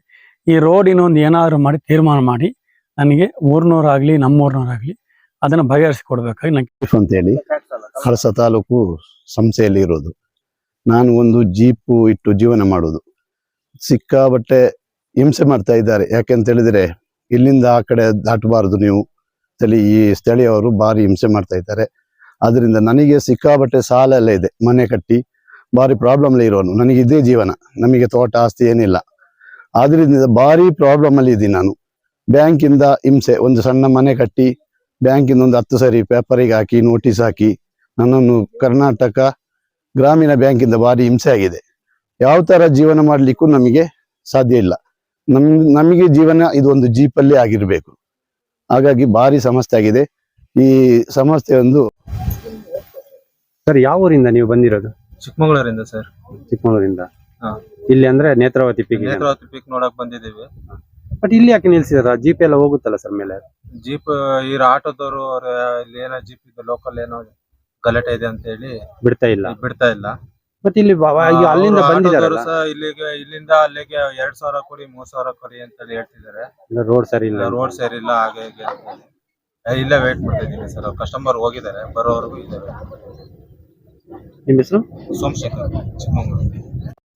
ನಾವು ಪ್ರಥಮವಾಗಿ ನಮ್ಮ ವಾಹನ ಚಾಲಕರು ಮೊನ್ನೆ ದಿವಸ ಒಂದು 4 ದಿವಸ ಹಿಂದೆ ಒಂದು ಮಾಹಿತಿಯನ್ನು ನನ್ನ ಗಮನಕ್ಕೆ ತಂದರು. ಏನು ತಂದ್ರು ಅಂತ ಹೇಳಿದರೆ, ನಿಮ್ಮ ಹೋಮ್ ಸ್ಟೇಯಿಂದ ನಾವು ಇನ್ನೇನಾದರೂ ಟ್ರಿಪ್ ಇದ್ದರೆ ನಾವು ಗಡಿ ಭಾಗದಲ್ಲಿ ಇಳಿಸಿ ವಾಪಸ್ ಹೋಗ್ತೀವಿ ಅಂತೇಳಿ.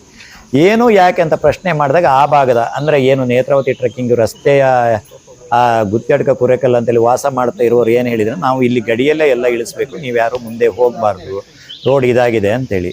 ಹಾಗೇ ನ್ಯೂಸ್ ಕರ್ನಾಟಕದವರು ಹಿಂದಿನ ವರ್ಷನೂ ಇದನ್ನು ಏನು ನ್ಯೂಸಲ್ಲಿ ಇದನ್ನು ಈ ಥರ ರೋಡು ಹದಗೆಟ್ಟಿದೆ ಅಂತ ಪ್ರಸಾರ ಮಾಡಿದ್ರು. ಪ್ರಚಾರ ಮಾಡಿದಾಗ ತುಂಬ ರೋಡು ಈ ಅಭಿವೃದ್ಧಿ ಆಗಿದೆ. ಯಾಕಂತ ಹೇಳಿದ್ರೆ ಅಲ್ಲಿ ಕಡಿಮೆ ಮನೆ ಇರುವುದು, ತುಂಬ ದುರ್ಗಮ ಪ್ರದೇಶ ಆಗಿದ್ರಿಂದ ಒಂದೇ ವರ್ಷ ಎಲ್ಲ ಅನುದಾನವನ್ನು ತಗೊಂಡ್ಬಂದು ಆ ರಸ್ತೆಗೆ ಹಾಕ್ಲಿಕ್ಕೆ ಆಗೋದಿಲ್ಲ. ಹಾಗೆ ಆ ವಾಹನದ ಚಾಲಕರು ಮಾಲಕರು ಮತ್ತೆ ನನ್ನ ಗಮನಕ್ಕೂ ತಂದಾಗ ನಾವು ಎರಡೂ ಊರಿನವರು ಅಂದ್ರೆ ಗುತ್ತಡ್ಕ ಮತ್ತೆ ಸಂಸೆ ಭಾಗದವರು ಸೌಹಾರ್ದಯುತವಾಗಿ ಬಾಳುವ ಅಂತ ಹೇಳೋ ಉದ್ದೇಶಕ್ಕೆ ಕಳಸ ಭಾಗದಲ್ಲಿ ಇರ್ತಕ್ಕಂಥ ಎಲ್ಲಾ ರಾಜಕೀಯ ಮುಖಂಡರು ಹಾಗೂ ಊರಿನ ಹಿರಿಯರ ಗಮನಕ್ಕೆ, ಉದಾಹರಣೆಗೆ JK ಮಂಜಪ್ಪಯ್ಯ ಅಂತ ಹೇಳಿದ್ದಾರೆ, ಶ್ರೇಣಿಕ್ ಅವರು ಅಂತ ಹೇಳಿದ್ದಾರೆ, ಶೇಷಗಿರಿ ಅವರು ಇದ್ದಾರೆ, ಆಮೇಲೆ ರವಿರೈ ಅಂತ ಹೇಳಿದ್ದಾರೆ, ರಾಜೇಶ್ ಅಂತ ಹೇಳಿದ್ದಾರೆ, ರಫೀಕ್ ಅಂತ ಹೇಳಿದ್ದಾರೆ, ಆಮೇಲೆ ಸಂತೋಷ್ ಅಂತ ಹೇಳಿದ್ದಾರೆ, KC ಧರ್ಣೇಂದ್ರ ಅವರು ಅಂತ ಹೇಳಿದ್ದಾರೆ. ತುಂಬಾ ಇವರು ಸಮಾಜದಲ್ಲಿ ನಮ್ಮ ಊರಲ್ಲಿ ಯಾವುದೇ ಸಮಸ್ಯೆಗಳು ಉದ್ಭವಿಸಬಾರ್ದು ಅಂತೇಳಿ ಪ್ರತಿ ಸಲನು ಮುಂದೆ ನಿಂತಿದ್ಕೊಂಡು ಏನು ಸಮಸ್ಯೆನ ಬಗೆಹರಿಸಿ ಕೊಡ್ತಾ ಇದ್ದಾರೆ. ನಾವು ಇವರೆಲ್ಲ ನಮ್ ಗಮನಕ್ಕೆ ತಂದಾಗ ಇಲ್ಲಿ ನಮ್ಮಲ್ಲಿ ಗಲಾಟೆ ಘರ್ಷಣೆ ಆಗ್ಬಾರ್ದು ಎರಡೂ ಭಾಗದವರಿಗೆ ಅಂತ ಹೇಳೋ ಉದ್ದೇಶಕ್ಕೆ ಇವರೆಲ್ಲ ಗಮನಕ್ಕೆ ತಂದಾಗ ಎಲ್ಲವನ್ನೂ ನಾವು ಒಂದು 3 ದಿವಸ ಹಿಂದೆ ಇದನ್ನ ಕಳಸದಲ್ಲೇ ಒಂದು ಕೂತು ಸೌಹಾರ್ದಯುತವಾಗಿ ಮಾತುಕತೆ ಮಾಡಿದಾಗ ಇವ್ರು ಯಾರು ಈ ಅವ್ರು ಅಂತ ಹಿರಿಯವರು ಕೊಟ್ಟಿರ್ತಕ್ಕಂಥ ಏನು ಒಂದು ಪರಿಹಾರಕ್ಕೆ ಇವ್ರು ಯಾರು ಒಪ್ಪಲಿಲ್ಲ. ಯಾರು ಈ ಕುರೇಕಲ್ಲು ಗುತ್ತಡ್ಕ ಭಾಗದವರು ಇವರು ಏಕಾಏಕಿ ಹೋಗಿ ಮಾರನೇ ದಿವಸ ಬೆಳ್ತಂಗಡಿ ಸ್ಟೇಷನ್ ಅಲ್ಲಿ ಏನೋ ಒಂದು ಕಂಪ್ಲೇಂಟ್ ಮಾಡಿದ್ದಾರೆ. ನಾವು ಇಲ್ಲಿ ನಮಗೆ ಈ ಭಾಗದವರಿಗೆ, ನಮಗೆ ನೇತ್ರಾವತಿಗೆ ಏನು ಈ ವಾಹನದವರಿಗೆ ಒಂದು ಟ್ರಿಪ್ ಮಾಡ್ಲಿಲ್ಲ ಅಂದ್ರೂ ನಡೀತದೆ. ಆದ್ರೆ ಏನು ಗುತ್ತಡ್ಕ ಕುರೇಕಲ್ ಅವರು ಯಾವುದೇ ಒಂದು ಸಾಮಗ್ರಿ ಪದಾರ್ಥಗಳನ್ನ ಖರೀದಿ ಮಾಡ್ಬೇಕಂತ ಹೇಳಿದ್ರೆ ನಮ್ಮ ಸಂಸೆ ಭಾಗಕ್ಕೆ ಬರಬೇಕು. ಒಂದೇನಾದ್ರೂ ಯಾರಿಗಾದ್ರೂ ತುರ್ತಾಗಿ ಆರೋಗ್ಯ ಸಮಸ್ಯೆ ಬಂದ್ರು ನಮ್ಮ ಭಾಗದಲ್ಲೇ ಬಂದು ಇವ್ರು ಕಳ್ಸಕ್ ಹೋಗ್ಬೇಕು. ಆದ್ರೆ ಅವತ್ತಿಂದ ಇವತ್ತುವರೆಗೆ ನಾವು ಯಾವುದೇ ಕಾರಣಕ್ಕೆ ಅವರಿಗೆ ನೀವು ಈ ಭಾಗಕ್ಕೆ ಬರಬೇಡಿ, ಇಲ್ಲಿ ವ್ಯಾಪಾರ ಮಾಡಬೇಡಿ, ಇಲ್ಲಿ ನೀವು ಏನಾದ್ರೂ ಉದ್ಯೋಗ ಮಾಡಬೇಡಿ ಅಂತ ಇವತ್ತುವರೆಗೆ ನಮ್ಮ ಭಾಗದವರು ನಾವು ಯಾರೂ ಅದನ್ನ ಅವರಿಗೆ ಇದು ಮಾಡ್ಲಿಲ್ಲ, ಏನು ಮಾಡಬೇಡಿ ಅಂತ ಹೇಳಿಲ್ಲ. ಆದ್ರೆ ಅವರ ಉದ್ದೇಶ ನೋಡಿದ್ರೆ ಈ ನಮ್ಮ ಸಂಸೆ ಭಾಗದ ವಾಹನದವರು ಯಾವುದೇ ಆ ಭಾಗಕ್ಕೆ ಬಂದು ಬಾಡಿಗೆ ಮಾಡಬಾರ್ದು, ನೇತ್ರಾವತಿಗೆ ಬರ್ತಕ್ಕಂಥ ಪ್ರವಾಸಿಗರೇ ಇರ್ಬೋದು ಅವ್ರನ್ನೆಲ್ಲ ನಮ್ಮ ಭಾಗದವರೇ, ಯಾರು ಗುತ್ತಡ್ಕ ಕುರೇಕಲ್ ಭಾಗದವರೇ ನಾವು ಅವರನ್ನ ಏನು ಕರ್ಕೊಂಡು ಹೋಗ್ಬೇಕು, ಕರ್ಕೊಂಡ್ ಬರ್ಬೇಕು. ಜೊತೆಗೆ ಹೋಮ್ ಸ್ಟೇ ಆ ಭಾಗದವರೇ ಮಾಡಬಾರ್ದು, ನಮ್ಮ ಈ ಭಾಗದವರು ನಾವು ಏನು ಗುತ್ತಡ್ಕ ಕುರೇಕಲ್ ಭಾಗದವರೇ ಹೋಮ್ ಸ್ಟೇ ಅವರನ್ನು ಉಳಿಸ್ಕೊಬೇಕಂತ ಹೇಳುವ ಒಂದು ಭಾವನೆ ಉಂಟು. ಇದು ಸರಿಯಲ್ಲ. ದುಡಿದ್ರೆ ಅವರು ದುಡಿಬೇಕು, ನಾವು ದುಡಿತೇವೆ, ತಿಂದ್ರೆ ಅವರು ತಿನ್ಬೇಕು, ನಾವು ತಿಂತೀವಿ, ಸೌಹಾರ್ದಯುತವಾಗಿ ಇರ್ಬೇಕಂತ ಹೇಳುದು ಒಂದೇ ಭಾವನೆ ಬಿಟ್ರೆ. ಜೊತೆಗೆ ನೀವು ಈ ಹಿಂದೆ 1 ವರ್ಷದ ಹಿಂದೆ ಕುದುರೆಮುಖ ಟ್ರಕ್ಕಿಂಗ್ ಇರ್ತಕ್ಕಂಥ ಮುಳ್ಳೋಡಿ ರಸ್ತೆ ಬಗ್ಗೆನೂ ನೀವು ನಿಮ್ಮ ಮಾಧ್ಯಮದಲ್ಲಿ ಪ್ರಸಾರ ಮಾಡಿದ್ರಿ. ಆ ಪ್ರಸಾರದ ಫಲವಾಗಿ ಈ ವರ್ಷ ತುಂಬಾ ಒಂದು 3 ರಿಂದ 4 ಕಿಲೋಮೀಟರ್ ಕಾಂಕ್ರೀಟ್ ಆಗಿದೆ. ಜೊತೆಗೆ ಆ ಭಾಗದವರದ್ದು ನಮ್ಮ ಹತ್ರ ಅತ್ಯಂತ ಸೌಮ್ಯವಾಗಿ ಏನೇ ಸಮಸ್ಯೆ ಇದ್ರೆ ಹೋಮ್ ಸ್ಟೇ ಹಾಗೂ ವಾಹನದವರ ಹತ್ರ ಹೇಳ್ಕೊಂತಾರೆ. ನಾವು ಸೌಹಾರ್ದಯುತವಾಗಿ ಕೂತು ಮಾತುಕತೆ ಮಾಡ್ಕೊಂತ ಇದ್ದೇವೆ. ಪ್ರತಿಯೊಂದು ಪ್ರವಾಸಿಗರು ಮುಳ್ಳೋಡಿಗೆ ಅತ್ಯಂತ ಸಂತೋಷವಾಗಿ ಹೋಗಿ ಟ್ರೆಕ್ಕಿಂಗ್ ಮಾಡಿ ಬರ್ತಾ ಇದ್ದಾರೆ. ನಮ್ಮ ವಾಹನದವರು ಏನಾದ್ರೂ ಹೋಮ್ ಸ್ಟೇ ಅವರು ಅಲ್ಲಿ ಏನಾದ್ರೂ ಚಿಕ್ಕ ಪುಟ್ಟ ರಸ್ತೆ ಹಾಳಾದ್ರೆ ಮಳೆಗಾಲ ಬರುವಾಗ ಏನಾದ್ರೂ ದುರಸ್ತಿ ಮಾಡ್ತೇವೆ, ನಿಮ್ ಕಡೆಯಿಂದ ಮಾನವೀಯತೆ ದೃಷ್ಟಿಯಿಂದ ಏನಾದ್ರು ಸ್ವಲ್ಪ ನಮಗೆ ಸಹಕಾರ ಬೇಕಂದಾಗ ನಮ್ಮ ಹತ್ರ ಇರ್ತಕ್ಕಂಥ ವಾಹನ ಕೊಡ್ತೀವಿ. ಎಲ್ಲಾದ್ರೂ ಹೊಳೆಯ ಗ್ರಾವಲ್ ಅನ್ನ ಹೊಡಿಲಿಕ್ಕೆ ಬೇಕಾದಾಗ ವಾಹನ ಕೊಡ್ತೀವಿ. ಇನ್ನೇನಾದ್ರೂ JCB ಹಿಟಾಚಿ ತಂದಾಗ ಅದ್ರದ್ದು ಏನಾದ್ರು ಬಾಡಿಗೆ ಏನಾದ್ರು ಸ್ವಲ್ಪ ಕೊಡ್ಬೇಕು, ಸರ್ಕಾರದ ಈಗ ಪಂಚಾಯತಿಂದ ಕೊಡ್ಲಿಕ್ಕೆ ಬರುದಿಲ್ಲ ಅಂತ ಹೇಳಿದಾಗ ಇದನ್ನೆಲ್ಲ ಕೊಡ್ತಿದೀವಿ. ಕುದುರೆಮುಖ ಟ್ರೆಕ್ಕಿಂಗ್ ಹೋಗುವಂತ ಮುಳ್ಳೋಡಿಯ ಭಾಗದ ಜನಗಳು, ನಾವು ಸಂಸೆ ಭಾಗದ ಜನಗಳು ಎಲ್ಲ ಸೌಹಾರ್ದಯುತವಾಗಿ ನಡ್ಕೊಂತ ಇದ್ದೇವೆ. ಸೌಹಾರ್ದಯುತವಾಗಿ ಏನಾದ್ರು ಸಮಸ್ಯೆ ಇದ್ರೆ ಬಗೆಹರಿಸ್ಕೊಂತ ಇದ್ದೇವೆ. ನಮಗೆ ಇವ್ರ ಹತ್ರ ನಾವು ಎಷ್ಟೇ ಸೌಹಾರ್ದಯುತವಾಗಿ ಹೋದ್ರು ಈ ಸಮಸ್ಯೆನ ಬಗೆಹರಿಸ್ಕೊಂಡ್ಲಿಕ್ಕೆ ನಮ್ಮ ಹತ್ರ ಆಗ್ತಾ ಇಲ್ಲ. ಯಾಕೆ ಆಗ್ತಾ ಇಲ್ಲ ಅಂದ್ರೆ ನಮ್ಮ ಕಡೆಯಿಂದ ಸಮಸ್ಯೆ ಏನೂ ಇಲ್ಲ. ಅವ್ರು ಏನೇ ಕಂಡೀಷನ್ಸ್ ಹೇಳಿದ್ರು ಅದಕ್ಕೆ ಸಾಮಾನ್ಯ ನಾವೆಲ್ಲ ಒಪ್ಪಿಕೊಂಡಿದ್ದೇವೆ. ಯಾರು ಹೋಮ್ ಸ್ಟೇ ಅವರು ಒಪ್ಪಿಕೊಂಡಿದ್ದೇವೆ, ವಾಹನದವರು ಒಪ್ಪಿಕೊಂಡಿದ್ದೇವೆ. ಆದ್ರೆ ಅವ್ರು ಒಂದು ಹೇಳ್ತಾ ಇರೋದು ಸಮಸ್ಯೆ ಅಂತ ಹೇಳಿದ್ರೆ ಎಲ್ಲಾ ವಾಹನದವರು ಗಡಿ ಭಾಗದಲ್ಲಿ ಒಂದು ಕ್ಯೂ ಸಿಸ್ಟಮ್ ಸರತಿ ಸಾಲಿನಲ್ಲಿ ನಿಲ್ಲಿಸಬೇಕು, ಬೇರೆ ಎಲ್ಲೂ ನಿಲ್ಲಿಸ್ಲಿಕ್ಕೆ ನಮ್ಮ ಒಪ್ಪಿಗೆ ಇಲ್ಲ ಅಂತ ಹೇಳ್ತಿದ್ದಾರೆ. ಅದಕ್ಕೆ ಒಂದು ಸಣ್ಣ ಸಮಸ್ಯೆ, ಯಾಕೆ ಅಲ್ಲಿ ನಿಲ್ಲಿಸ್ಲಿಕ್ಕೆ ಸಾಧ್ಯ ಇಲ್ಲ ಅಂತ ಹೇಳಿದ್ರೆ ನಮ್ಮ ಹೋಮ್ ಸ್ಟೇ ಇಂದ ನಾವು ಈಗ ಕೆಲವು ಆ ಗಡಿ ಭಾಗದಿಂದ 4-5 ಕಿಲೋಮೀಟರ್ 10 ಕಿಲೋಮೀಟರ್ ದೂರದಲ್ಲೆಲ್ಲ ಹೋಮ್ ಸ್ಟೇ ಇದಾವೆ. ನಾವು ನಮ್ಮ ಹೋಮ್ ಸ್ಟೇ ಇಂದ ಪ್ರವಾಸಿಗರನ್ನ ವಾಹನದಲ್ಲಿ ಕಳಿಸಿ ಮತ್ತೆ ಪುನಃ ಗಡಿಯಲ್ಲಿ ಇಳಿಸಿ ಮತ್ತೆ ಪುನಃ ಬೇರೆ ವಾಹನದಲ್ಲಿ ಕಳಿಸ್ಲಿಕ್ಕೆ ಆಗುದಿಲ್ಲ. ನಾವು ನಮ್ಮ ಹೋಮ್ ಸ್ಟೇ ಇಂದ ನೇರವಾಗಿ ನೇತ್ರಾವತಿ ಬೇಸ್ ಕ್ಯಾಂಪಿಗೆ ನಾವು 2 ರಿಂದ 2.5 ಸಾವಿರ ಬಾಡಿಗೆ ಕೊಡ್ತೀವಿ. ಆದ್ರೆ ಅವರು ಗಡಿ ಪ್ರದೇಶದಿಂದ ಕ್ಯೂ ಅಲ್ಲಿ ಸರತಿ ಸಾಲಿನಲ್ಲಿ ನಿಲ್ಸಿದ್ರೆ ಅಲ್ಲಿಂದನೇ 2.5 ಸಾವಿರ ಬಾಡಿಗೆ ಕೇಳ್ತಾ ಇದ್ದಾರೆ. ಇದು ಪ್ರವಾಸಿಗರಿಗೆ ತುಂಬಾ ದುಬಾರಿ ಆಗ್ತದೆ. ಹೊರಗಡೆಯಿಂದ ಬಂದ ಪ್ರವಾಸಿಗರಿಗೆ ನಾವು ಅವ್ರನ್ನ ಒಂಥರ ಏನು ಮೋಸಗೊಳಿಸಿದಾಗ ಆಗ್ತದೆ. ಹಾಗಾದ್ರಿಂದ 2.5-3 ಸಾವಿರ ಕೊಟ್ಟು ದುಬಾರಿ ಬಾಡಿಗೆ ಕೊಟ್ಟು ನಾವು ಪ್ರವಾಸಿಗರಿಗೆ ಮೋಸ ಮಾಡೋದು ಸರಿಯಲ್ಲ. ಜೊತೆಗೆ ಹೊರಗಡೆಯಿಂದ ಬಂದಿರ್ತಕ್ಕಂಥ ವಾಹನದವನು ಬೆಳಿಗ್ಗೆಯಿಂದ ಸಂಜೆವರೆಗೆ ಅಲ್ಲೇ ನಿಲ್ಬೇಕಾ, ಅವನಿಗೆ 2 ಕಡೆಯಿಂದ ಬಾಡಿಗೆ ಯಾರು ಕೊಡುವುದು? ಹೀಗಿದ್ದೆಲ್ಲ ಬೇರೆ ಬೇರೆ ಸಮಸ್ಯೆ ಆಗ್ತವೆ. ಮತ್ತೆ ಕೆಲವು ನಮ್ಮ ಹೋಮ್ ಸ್ಟೇಲಿ ನಾವು ಈಗ ನಮ್ಮಲ್ಲಿ ಕೆಲವು ಗುಂಪಾಗಿ ಕೆಲವು ಹೋಮ್ ಸ್ಟೇಗೆ ಬರ್ತಾರೆ. ಅವರು ಹಣವನ್ನ ಸಂದಾಯ ಹೇಗೆ ಮಾಡ್ತಾರೆ ಅಂದ್ರೆ 1 ತಿಂಗಳ ಬಾಡಿಗೆಯಲ್ಲಿ ಮಾಡ್ತಾರೆ. ವರ್ಷ ಬಿಟ್ಟು ಬಾಡಿಗೆ ಕೊಡುವರು ಇದ್ದಾರೆ, ಏನು ಹೋಮ್ ಸ್ಟೇ ಬಾಡಿಗೆನ. ಅವಾಗ ಅದ್ರ ಜೊತೆಗೆ ವಾಹನದ ಬಾಡಿಗೆನ ಅವಾಗಲೇ ಕೊಡ್ತಾರೆ. ಈ ಸರತಿ ಸಾಲಲ್ಲಿ ನಿಂತವರು ನನಗೆ ಸಂಜೆನೆ ಬಾಡಿಗೆ ಕೊಡ್ಬೇಕು, ನಾನು ಹೇಳಿದ್ದೇ ಬಾಡಿಗೆ ಕೊಡ್ಬೇಕಂತ ಹೇಳಿದ್ರೆ ಯಾವುದೇ ಹೋಮ್ ಸ್ಟೇ ಅವರು ಸಂಜೆನೆ ಬಾಡಿಗೆ ಕೊಡ್ಲಿಕ್ಕೆ ತಯಾರಿ ಇಲ್ಲ. ಆಮೇಲೆ ಅವ್ರು ಹೇಳಿದ್ದೆ ಬಾಡಿಗೆ ಕೊಡ್ಲಿಕ್ಕೆ ತಯಾರಿಲ್ಲ. ನನಗೆ ಬೇಕಾಗಿದ್ದು ವಾಹನ ನಾನು ಹೇಳಿದಾಗ ನಾನು ಕೊಟ್ಟಿದ್ದನ್ನ ತಗೊಳ್ತಾನೆ, ನಾನು ಕೊಟ್ಟಾಗ ತಗೊಳ್ತಾನೆ. ಜೊತೆಗೆ ನಾನೇನಾದ್ರೂ ಚಿಕ್ಕ ಪುಟ್ಟ ಕೆಲಸ ಹೇಳಿದ್ರೆ ನಾನಲ್ಲಿ ಹೋಮ್ ಸ್ಟೇಯಲ್ಲಿ ಒಂದು 20 ಜನ, ಒಂದು 15 ಜನ ಇರ್ತಾರಂತೇಳಿ ಇಟ್ಕೊಳ್ಳಿ ಹೋಮ್ ಸ್ಟೇಯಲ್ಲಿ, ನಾನಲ್ಲಿ ಒಂಚೂರು ಅವರಿಗೆ ಕಾಫಿ ಕೊಡು, ಚೂರು ತಿಂಡಿ ಕೊಡು ಅಂತ ಹೇಳಿದ್ರೆ ಅವನು ಅದನ್ನು ಮಾಡ್ಲಿಕ್ಕೆ ರೆಡಿ ಇದ್ದಾನೆ. ಆದ್ರೆ ಸರತಿ ಸಾಲಿನಲ್ಲಿ ಬಂದಿರ್ತಕ್ಕಂಥವನು ಇದು ಯಾವುದೇ ಕೆಲಸವನ್ನ ಮಾಡ್ಲಿಕ್ಕೆ ತಯಾರಿ ಇಲ್ಲ. ನಾನು ನಿಮ್ಮ ಹೋಮ್ ಸ್ಟೇಲಿ ಈ ಕೆಲಸ ಮಾಡ್ಲಿಕ್ಕೆ ಬಂದವನಲ್ಲ, ನನಗೆ ಬಾಡಿಗೆ ಹೇಳಿದ್ರಿ, ನಿಮ್ಮ ಪಾರ್ಟಿಯನ್ನು ಕಳಿಸಿ ಅಂತ ಹೇಳ್ತಾನೆ. ಸಂಜೆ ಬಂದು ಬಾಡಿಗೆ ಕೊಡಿ ಅಂತ ಕೇಳ್ತಾರೆ. ಇದನ್ನು ಕೊಡಕ್ ಸಾಧ್ಯ ಇಲ್ಲ.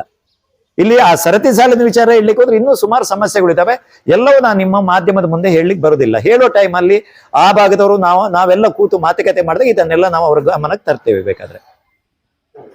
ಹಾಗೆ ನಿಮ್ಮ ಈ ನ್ಯೂಸ್ ಕರ್ನಾಟಕ ಮಾಧ್ಯಮದವರು ಇವತ್ತು ನೀವು ಬಂದು ಇಲ್ಲಿ ಎಲ್ಲ ಅಧಿಕಾರಿಗಳ, ವಾಹನದವರ, ಆ ಭಾಗದ ಜನಗಳ ಸಮಸ್ಯೆಯನ್ನ ಇವತ್ತು ಬಂದು ನೀವು ಕೇಳಿದ್ರಿ. ಇದನ್ನ ಮಾಧ್ಯಮದಲ್ಲಿ ಪ್ರಚಾರ ನೀವು ಮಾಡಿ ಈ ಸಮಸ್ಯೆನ ಬಗೆಹರಿಸಿಕೊಡಿ. ಇನ್ನು ಮುಂದೇನು ಇಂಥ ಏನೇ ಸಮಸ್ಯೆ ಇದ್ರು ನಿಮ್ಮ ಮಾಧ್ಯಮದ ಮುಖಾಂತರ ಬಗೆಹರಿಲಿ ಅಂತ ಹೇಳಿ, ಒಂದ್ ವೇಳೆ ಈ ಸಮಸ್ಯೆನು ಬಗೆಹರಿಸಿಕೊಟ್ರೆ ನೀವು ಮಾಧ್ಯಮದ ಮೂಲಕ ಯಾರಾದ್ರೂ ಅಧಿಕಾರಿಗಳು ಇದನ್ನ ಗಮನಿಸಿ ಆಮೇಲೆ ಬಂದು ಈ ಸಮಸ್ಯೆನ ಬಗೆಹರಿಸಿಕೊಟ್ರೆ ನಾವು ವಾಹನದವರು ಇರ್ಬೋದು, ಈ ಭಾಗದವರು ಎಲ್ಲರೂ ಇರ್ಬೋದು, ನಾವು ನಿಮಗೆ ಚಿರಋಣಿ. ಯಾಕಂತ ಹೇಳಿದ್ರೆ ಈ ನಾವ್ ಹೇಳಿದ್ವಲ್ಲ ಕಳಸ ಅಂತ ಹೇಳಿದ್ರೆ ಈ ಭಾಗ ನಮ್ದೊಂದು ಭೂಲೋಕದ ಸ್ವರ್ಗ ಅಂತ ಹೇಳೋದುಂಟು. ಮಳೆಗಾಲದಲ್ಲಿ ಟ್ರೆಕ್ಕಿಂಗ್ ಅದಕ್ಕೆ ಇನ್ನೂ ಪ್ರವಾಸಿಗರು ಬರಬೇಕು. ಜೊತೆಗೆ ನಾನು ಇಲ್ಲಿ ಒಂದು ವಿಚಾರವನ್ನ ನಿಮ್ಮ ಮುಂದೆ ಹೇಳಲಿಕ್ಕೆ ಮರ್ತೆ. ಯಾಕಂತ ಹೇಳಿದ್ರೆ ಈಗ ಉದಾಹರಣೆಗೆ ಗುತ್ತೆಡಕ, ಎಳನೀರು, ಕುರೆಕಲ್ಲು ಭಾಗದಲ್ಲಿ ಮೂಲ ಬೆಳೆ ಅವ್ರದ್ದು ಅಡಿಕೆ. ಇವತ್ತು ಸಂಪೂರ್ಣ ಅಲ್ಲಿ ಅಡಿಕೆ ನಶಿಸಿ ಹೋಗಿದೆ.